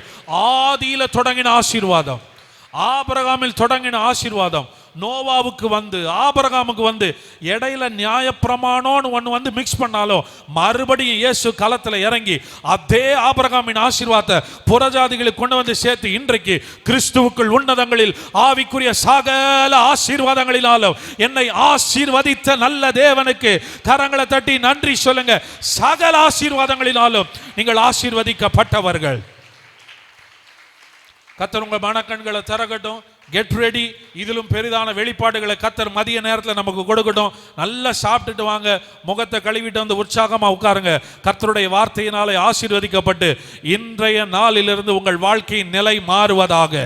உங்கள் மூலமாய் குடும்பங்கள் ஆசீர்வதிக்கப்படுவதாக. உங்கள் மூலமாய் உங்கள் பிள்ளைகள் ஆசீர்வதிக்கப்படுவார்களாக. உங்கள் மூலமாய் சபையும் தேவனுடைய ராஜ்யமும் ஆசீர்வதிக்கப்படுவதாக. உங்கள் மூலமாய் இந்த பட்டணம் ஆசீர்வதிக்கப்படுவதாக. Thank you so much. God bless you.